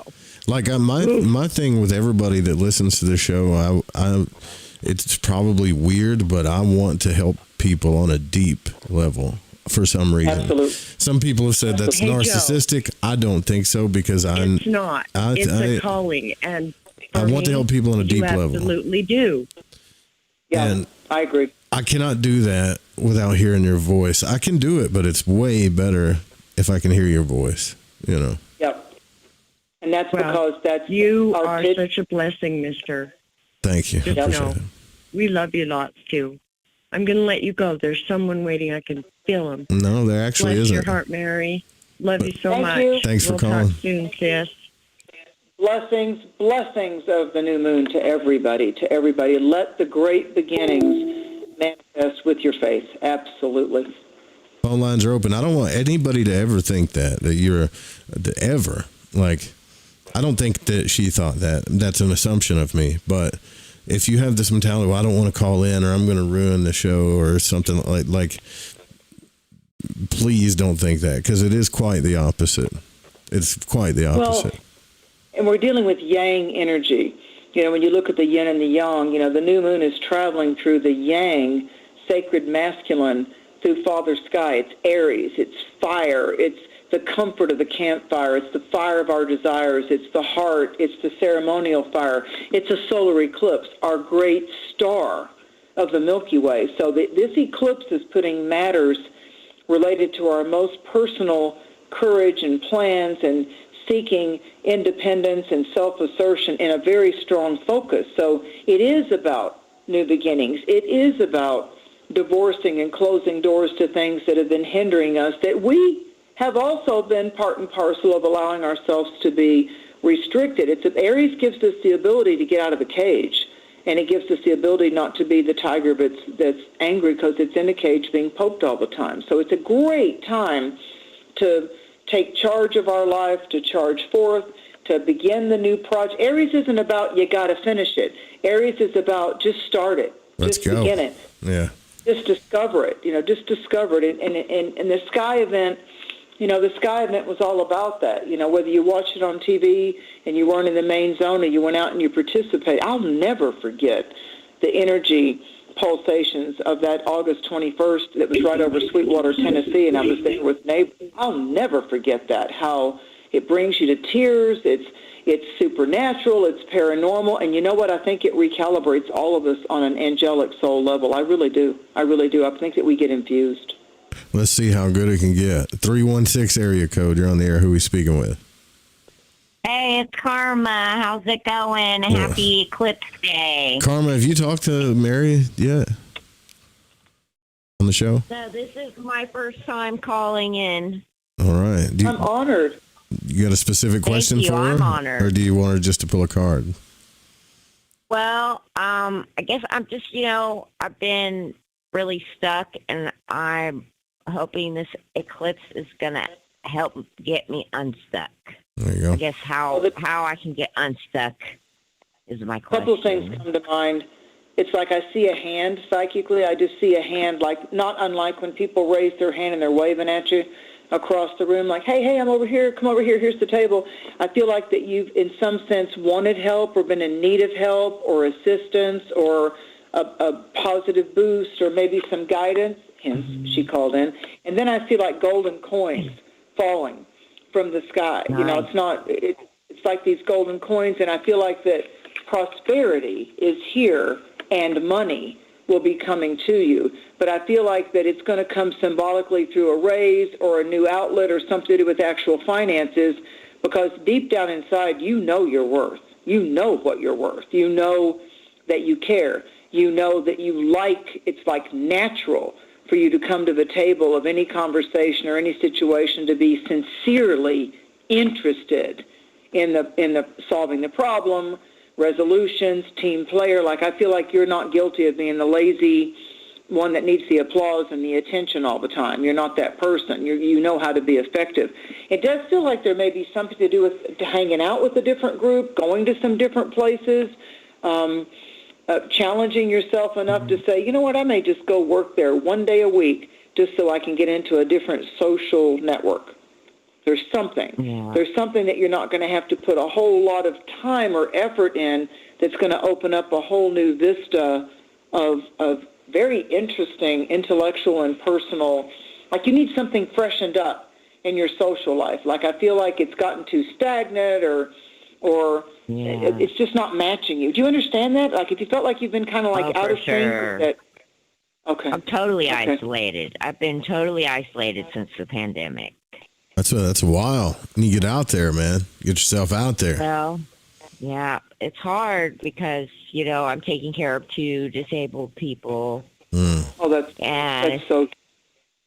Well, maybe not something. My normal kind of career choice, right? I'm a computer person. I'm an artist. I do digital art, and I'm also a tarot card reader, and I want to incorporate all of that. You can do that online or over the phone. You can do that. Yeah. Start it. Just start it. I feel like I put too much on my plate, and then my plate falls. Yeah. Okay, you got to use some discipline with that. But okay, let me tell you, and I'm just going to use names for convenience. You could say something like, okay, Joe, I need somebody that's my practice buddy with. You don't have to say anything, but I might have to work with time constraints, but I'd like to do 15 minutes with you on the phone. I just want to read for you on the phone, Joe. I just want to see what I feel. I'm not going to get scared. I'm not going to get intimidated. I just want to get started. He's an Aries. I just want to get started doing this again, because Joe's got computer skills. Joe knows about Audible and knows about artistic stuff and all that. But you just pick somebody and say, and I'm going to discipline myself. I'm not going to go over the 10 minutes or the 15 minutes or whatever it is. I'm just going to pop, and I want to do that. And just get started, because someone with Joe's personality is very safe. They're not going to criticize you. They're not going to expect a lot from you. They're just going to say, I'll play. Yeah, I'll do that. I'll do it. He's busy. You're busy. You've got people you're taking care of, but there might be a window where there could be a person other than who's been around you that you could feel secure. It's just on the phone. You don't have to Zoom. You don't have to video this. You can just do it and get it started. You could pick a card for Joe and email it to him, type of a thing. I mean, it could be to where there's not a lot of stress or strain on your time and his time, and just get the ball roll. Aries is about just get started. Momentum is a beautiful thing. Mm-hmm. I've already gotten some art done that I've been starting kind of, because I also feel like what you're talking about with the coin, seeing the coin is very symbolic to me, because I've been very financially constrained as well. Oh, well, we all have. I get it. We get limited budget, all that. But I have tried to do what I can do. I do need to upgrade my technology so that I can go further, because like you said, I am very confident in my own abilities and my own skills because of the experience that I have had. So it's just like I'm hindered in this way. I feel like with my finances and with being isolated and those, but you know what? Like here, I'm just gonna cut in on you here. I have to. Yeah. So, not too many months ago, okay, I lost everything, Karma. I lost my house. I lost my apartment. I lost all my storage. My car. I lost everything. I lost everything in storage. I had to come back to Arkansas. I had to start all over in the shack again. And the only thing that I thought to myself, I started realizing, well, I'm having these troubles and having those troubles. And you know what happens when you say that to your unconscious? It goes, yes, you are. Yes, it will be. Yes, you are. Yes, that is. All right. Until you look at it like an advantage. What else have you got to lose? You got nothing to lose. And the computer is a magnificent tool to the outside world. It is the best tool nowadays to get to the outside world. Well, I tried to do that a few months ago, and I tried to do a Bitcoin investment, and I got kind of scammed by some Bitcoin scammers. Shit happens. And so then, shit happens, but it kind of set me back a little bit. But you won't do that again, will you? I won't do that again. All of success is built upon failures. Yeah. It's built upon failures. There is no real success there is luck. People hit the lottery 1 out of a billion, but real success is built upon failure after failure after failure after failure. Yep. Stepping stones. You move from frustration up to creativity. You move from depression and anxiety up to frustration, because even if it's frustrating, frustration can be motivating instead of just wallowing in depression or OCD anxiety. So depression may be the bottom on your scale, but if you just step up one level, it can be, I am so frustrated with the same old, I'm going to go do this. Boy, and who are the people that are still in your life? When you rise and fall, right? Yep. Who are the people that were there for a good time and not a long time? See, all these things are trying to show you something, and your soul wants you to take care of those people and be blessed at the same time, I think.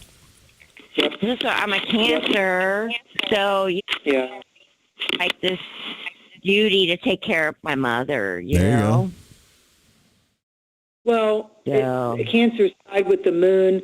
the moon got in front of the sun, and so you're Cancer the crab, and so you understand a whole lot about nurturing and trying to be patient with people when they're already frustrated because they're frail, they don't walk as fast, maybe their bowel habits aren't as good, maybe they threw up the other day, and it's a special type of medicine woman or medicine man that can do that for somebody that's going through a difficult presage or chapter in their life, or maybe they're not always smelling so good or eating so correctly, or they forgot to put their dentures in. I've worked in nursing homes and done volunteer work with both animal shelters and nursing homes with crippled people and older people, and I was so richly blessed by that experience in my teens and my 20s. I said, I'm going to go volunteer at a nursing home. I lived in Florida at the time. People drop these people off. People drop these people off, and they never come back again. I would take my dog, and all my friends are like, what's wrong with you? You're 19. That's so weird. Why do you go to nursing homes? I said, I lay my head on the pillow at night, and I feel so good. I mean, people in their 80s and 90s, the nurse's desk would tell me that they were so depressed, they never opened up their mouth, never made a word. I'd come walking in with my little American Eskimo dog, and they would start banging on the table and laughing and smiling. And let me tell you, that is richer than a person that tipped me $1,500 one time. I mean, I'm not ungrateful for the tip because I really saved their life, but to this day, 3 decades later, I'm sitting here going, damn, that was rich. Damn, that was valuable in my life. And rewarding. It shifted me forever. Yeah, it shifted me forever. I'll never lose my empathy and my compassion and my ability to say, I'm a soul walker here. I'm a spirit that slipped on skin, and I'm here for so many more reasons than just making money. But I'm okay with making money because it's an earth life, but it'll never own me, and my soul's not for sale. And it's not who you are, right? Think this place has gotten so bad with that. It is not. Your real value is your presence, period. Absolutely. Your divine value that people should respect and appreciate and love to no end is your presence. Right. That's it. Right. Let's talk for me. Well, you got to get over that. Because my mom has been such a powerhouse in my life, and to see her in such a weak moment, she's got feeding tube right now. I bet, yeah. It's really taken an emotional toll on me, and then I have my Aries moon that's just driving me crazy to be stuck in this situation. Yeah, Joe's definitely a good one for you to work with because he understands the Aries and the Cancer thing. Joe's definitely, you may have found the it's not that I don't appreciate, my mom and my rewarding experiences with her. It's just that Aries moon is just driving me crazy. Does that make sense? Do you exercise at all? Well, I do martial arts. I do qigong. You should do rigorous. I don't mean go out and kill yourself, okay? Right. But do something to exert yourself, to get those endorphins flowing to the point of exhaustion.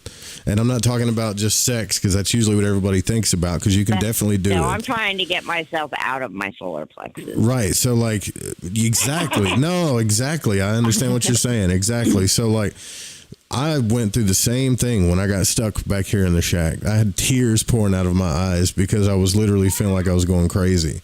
And one day I got up and I hit that punching bag until my hand started bleeding. And I realized, damn, I should have been doing this a little bit every day. I feel great.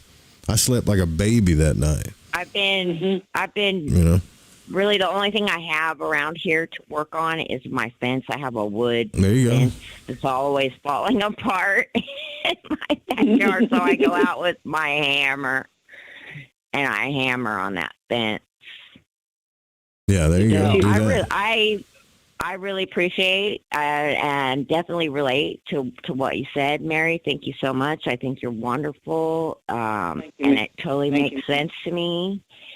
Thank you. And Joe, thank you. I will send you some of my stuff that I'm working on. Mm-hmm. Okay.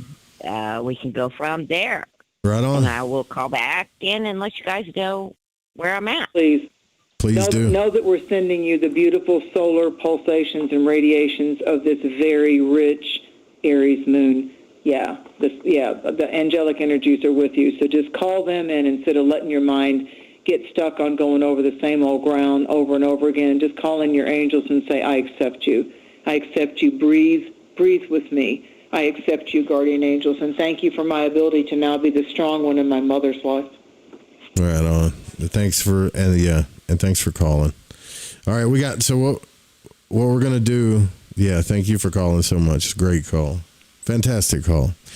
What we're gonna do is we're gonna take one more phone call. We're gone over a little bit, but we kind of started a little late, so we got one more call and then we got to hang it up. So the phone lines are open for those that didn't get through. There's only one person that didn't get through. If you call back now, you'll probably get through. But while we're waiting, Mary, because we might just end with whoever calls, if they call, what's the final thing, the final message that we need for this period? I believe that this eclipse is absolutely like a golden stairway.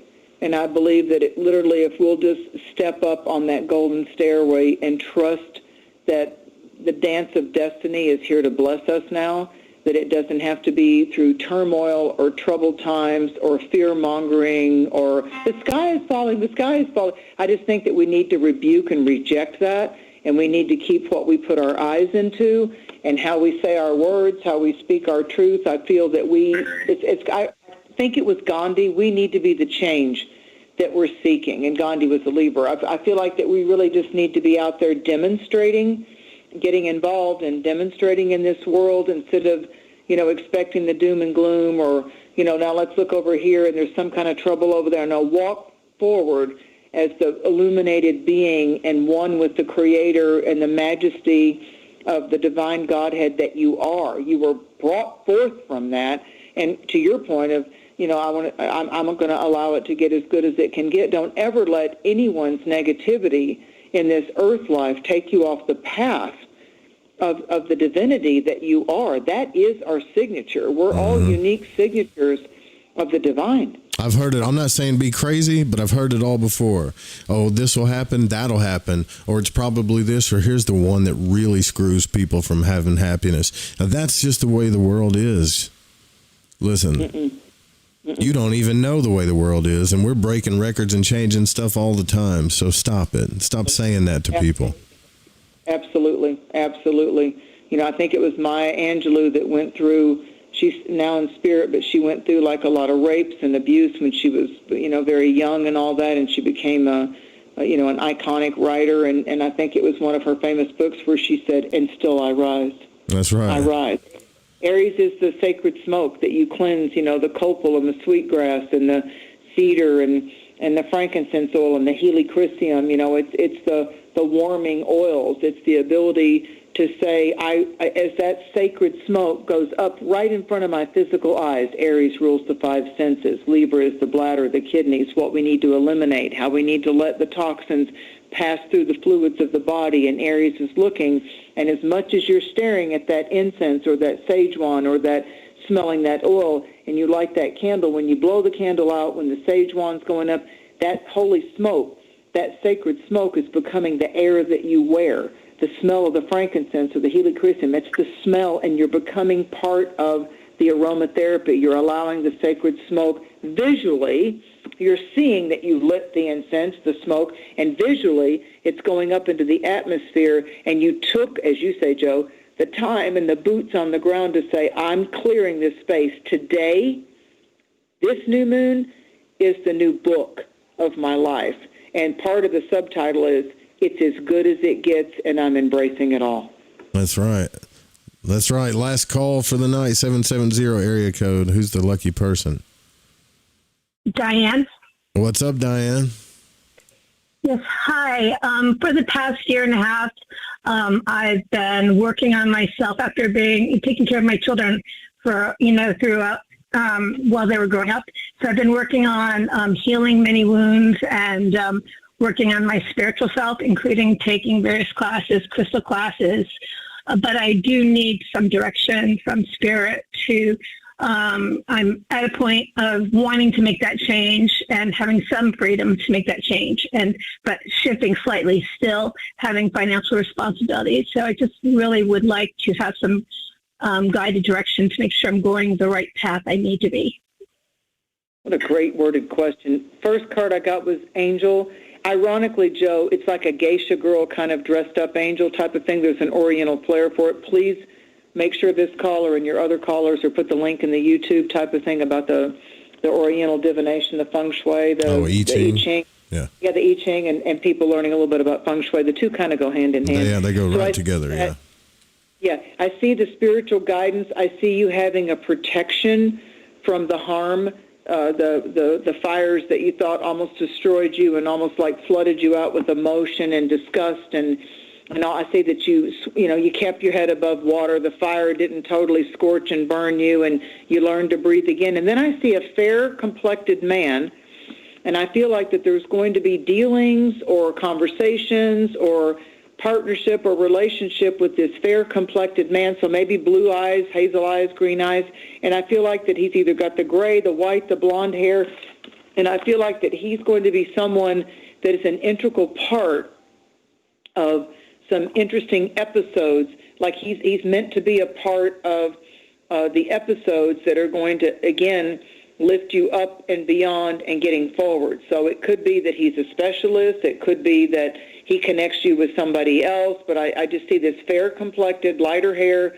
lighter eyes male, and I feel like that he's kind of like an earth angel, that I feel like that he's going to be sent around you in spirit to kind of give you your word, Joe, the momentum and the ability to take those ever important next steps on that, what I saw, the golden staircase. It's actually ascending us up as above, so below on earth as it is in heaven kind of a thing. And I feel like that your ability to discipline yourself is much better now than it used to be. It's what Spirit's telling me, that you've got the ability to both discern and keep yourself on track and apply the discipline and the work needed. Oh, thank you so very much, Mary. Oh, you're welcome. Like you don't let people distract you anymore. You learned how to set boundaries. Yes, that is something I've worked hard on the past year, is to set boundaries. Stay with it. Stay with it. You know, you don't have to get your feelings hurt when you set a boundary. It's just simply like, yeah, that's not for me. Yeah, that's not going to work. Not today. Not today. You know, all my friends that know me, all of them that know me, and my clients too, oh shit, you want to learn how to set boundaries? Just talk to Mystic Mary. She'll give you a 101 on that shit right away. So I'm proud of you. Keep it up. You know, and keep the humor going. You know, just keep the humor going. Life is a dance. Let's dance. Let's not crumble. Let's not let anybody else take our power away. That's the first thing you learn when you go into Native peoples, indigenous studies. You know, you do not let other people get a hold of your power, of your presence. No. Yes. No. Yes. Carry on smartly, that young lady. Definitely working on. Thank you. And by the way, guys, I have the I Ching app, and it's fabulous. Yeah, there you go. There you go. Thank you, Joe, for that. Thank you. Yeah, you're welcome. Thank you, Joe. Thank you, Mary. Bye-bye. Call us back to your progress report. Yeah, we're all about the progress report. Call us back on those progress reports and write down your dreams, or do the other app that Joe talked about doing the audible, you know, talking into your phone with the dream, because I'm telling you. Find an audible journal. That'll help big time. Like a journal that you can talk into, and you can write it down later. If the dream is super profound, because some dreams are just your unconscious going blah, blah. But others, are trying to tell you something. Those dreams, talk every detail out that you can as soon as you wake up, and then write them out on paper. And then as far as like the I Ching goes, you can get the Wilhelm Bain book. It's called the Book of Changes. You can get it. It's probably free somewhere, but you can use 3 pennies. You know, there's different methods, but the old school method is just 3 coins. Right? I agree. And you don't, the beautiful thing about the I Ching is it's based upon the idea of probability and numbers, which goes to quantum physics. So it doesn't matter if you use an app, coins, the method doesn't, as long as you do the method properly, it doesn't matter which app you use or anything like that, because it's just the set of numbers. You just toss the coins like 6 times, right, to make your hexagrams. Hexagrams, yep. And then those patterns of broken lines or straight lines end up letting you know if the element's more wind or wood or fire or movable hexagrams. And like he said, there's probably PDFs, or there's probably internet sites that YouTube's absolutely got some good instructions. 64 hexagrams, if I remember right. Just go through the hexagrams and look at your patterns, and absolutely you can use 3 pennies. Yeah, the copper is kind of cool. going with the I Ching. I mean, I've used pennies a lot of times. Yeah, pennies will work, but there's a whole bunch of different methods, all right, or people interpret it differently, you know, and they'll add everything up differently. Just YouTube simple 3-coin I Ching, I-C-H-I-N-G. Yeah. Yeah, it looks like I Ching, but they pronounce it I Ching. You learn that too when you're coming along the path. But it's okay. Joe and I don't care if you get a little country and say, hey, I did the I Ching the other day, and this is what my coin toss got me. Yeah, I don't know why it's so accurate, but like I said, Terrence McKenna thought that the I Ching, or the idea of the hexagrams, was a key to some type of portal to the time wave continuum, and that guy was brilliant, you know. So there's a lot of vortices and portals that are opening up right now. So if you haven't, there's the Aries energy. If you've not worked with the I Ching or worked with it ever or in a while, there's a new thing to embrace, even if you just do it from this new moon to the next one on May 7th. To just let the next 30, 40 days be that you introduce a color that you hardly ever wear, or maybe you try some food that you hardly ever do. You don't have to stay with it, but just do something different because it helps to break those unconscious patterns. that's right. And thanks for coming on, Mary. You guys go to her website, marydusina.com, get a reading, especially after the eclipse. Get a good jump start going for you. If you called in and you got advice, make sure you call back and let us know what happened, so we can confirm those. She's been here for how long now? 5 years? 5 years for a reason, because, well, Scorpios make the best psychics when you tap, and this one's really, really tapped in. I don't think you'll find a better one that's tapped in, honestly. Thank you. Thank you. I love you all, and I'm happy. I'm blessed. Great props and respect to all of you. I'm grateful for your loyalty. I'm grateful for your support of how you support this venue and how whoever it is that destiny leads to my door, I know that it's a dance of light, and for that, I humbly bow. Absolutely. Thank you, Joe. Thank you, guys. We got Jason Quick coming up this week, and we got more guests coming on, too. We're going to get back into the swing of things the way we used to do stuff, but a little better. Good night, y'all. Sweet dreams. I love you.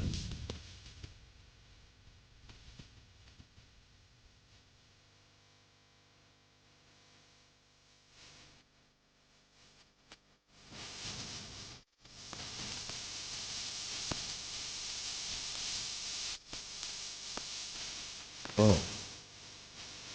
That was fun.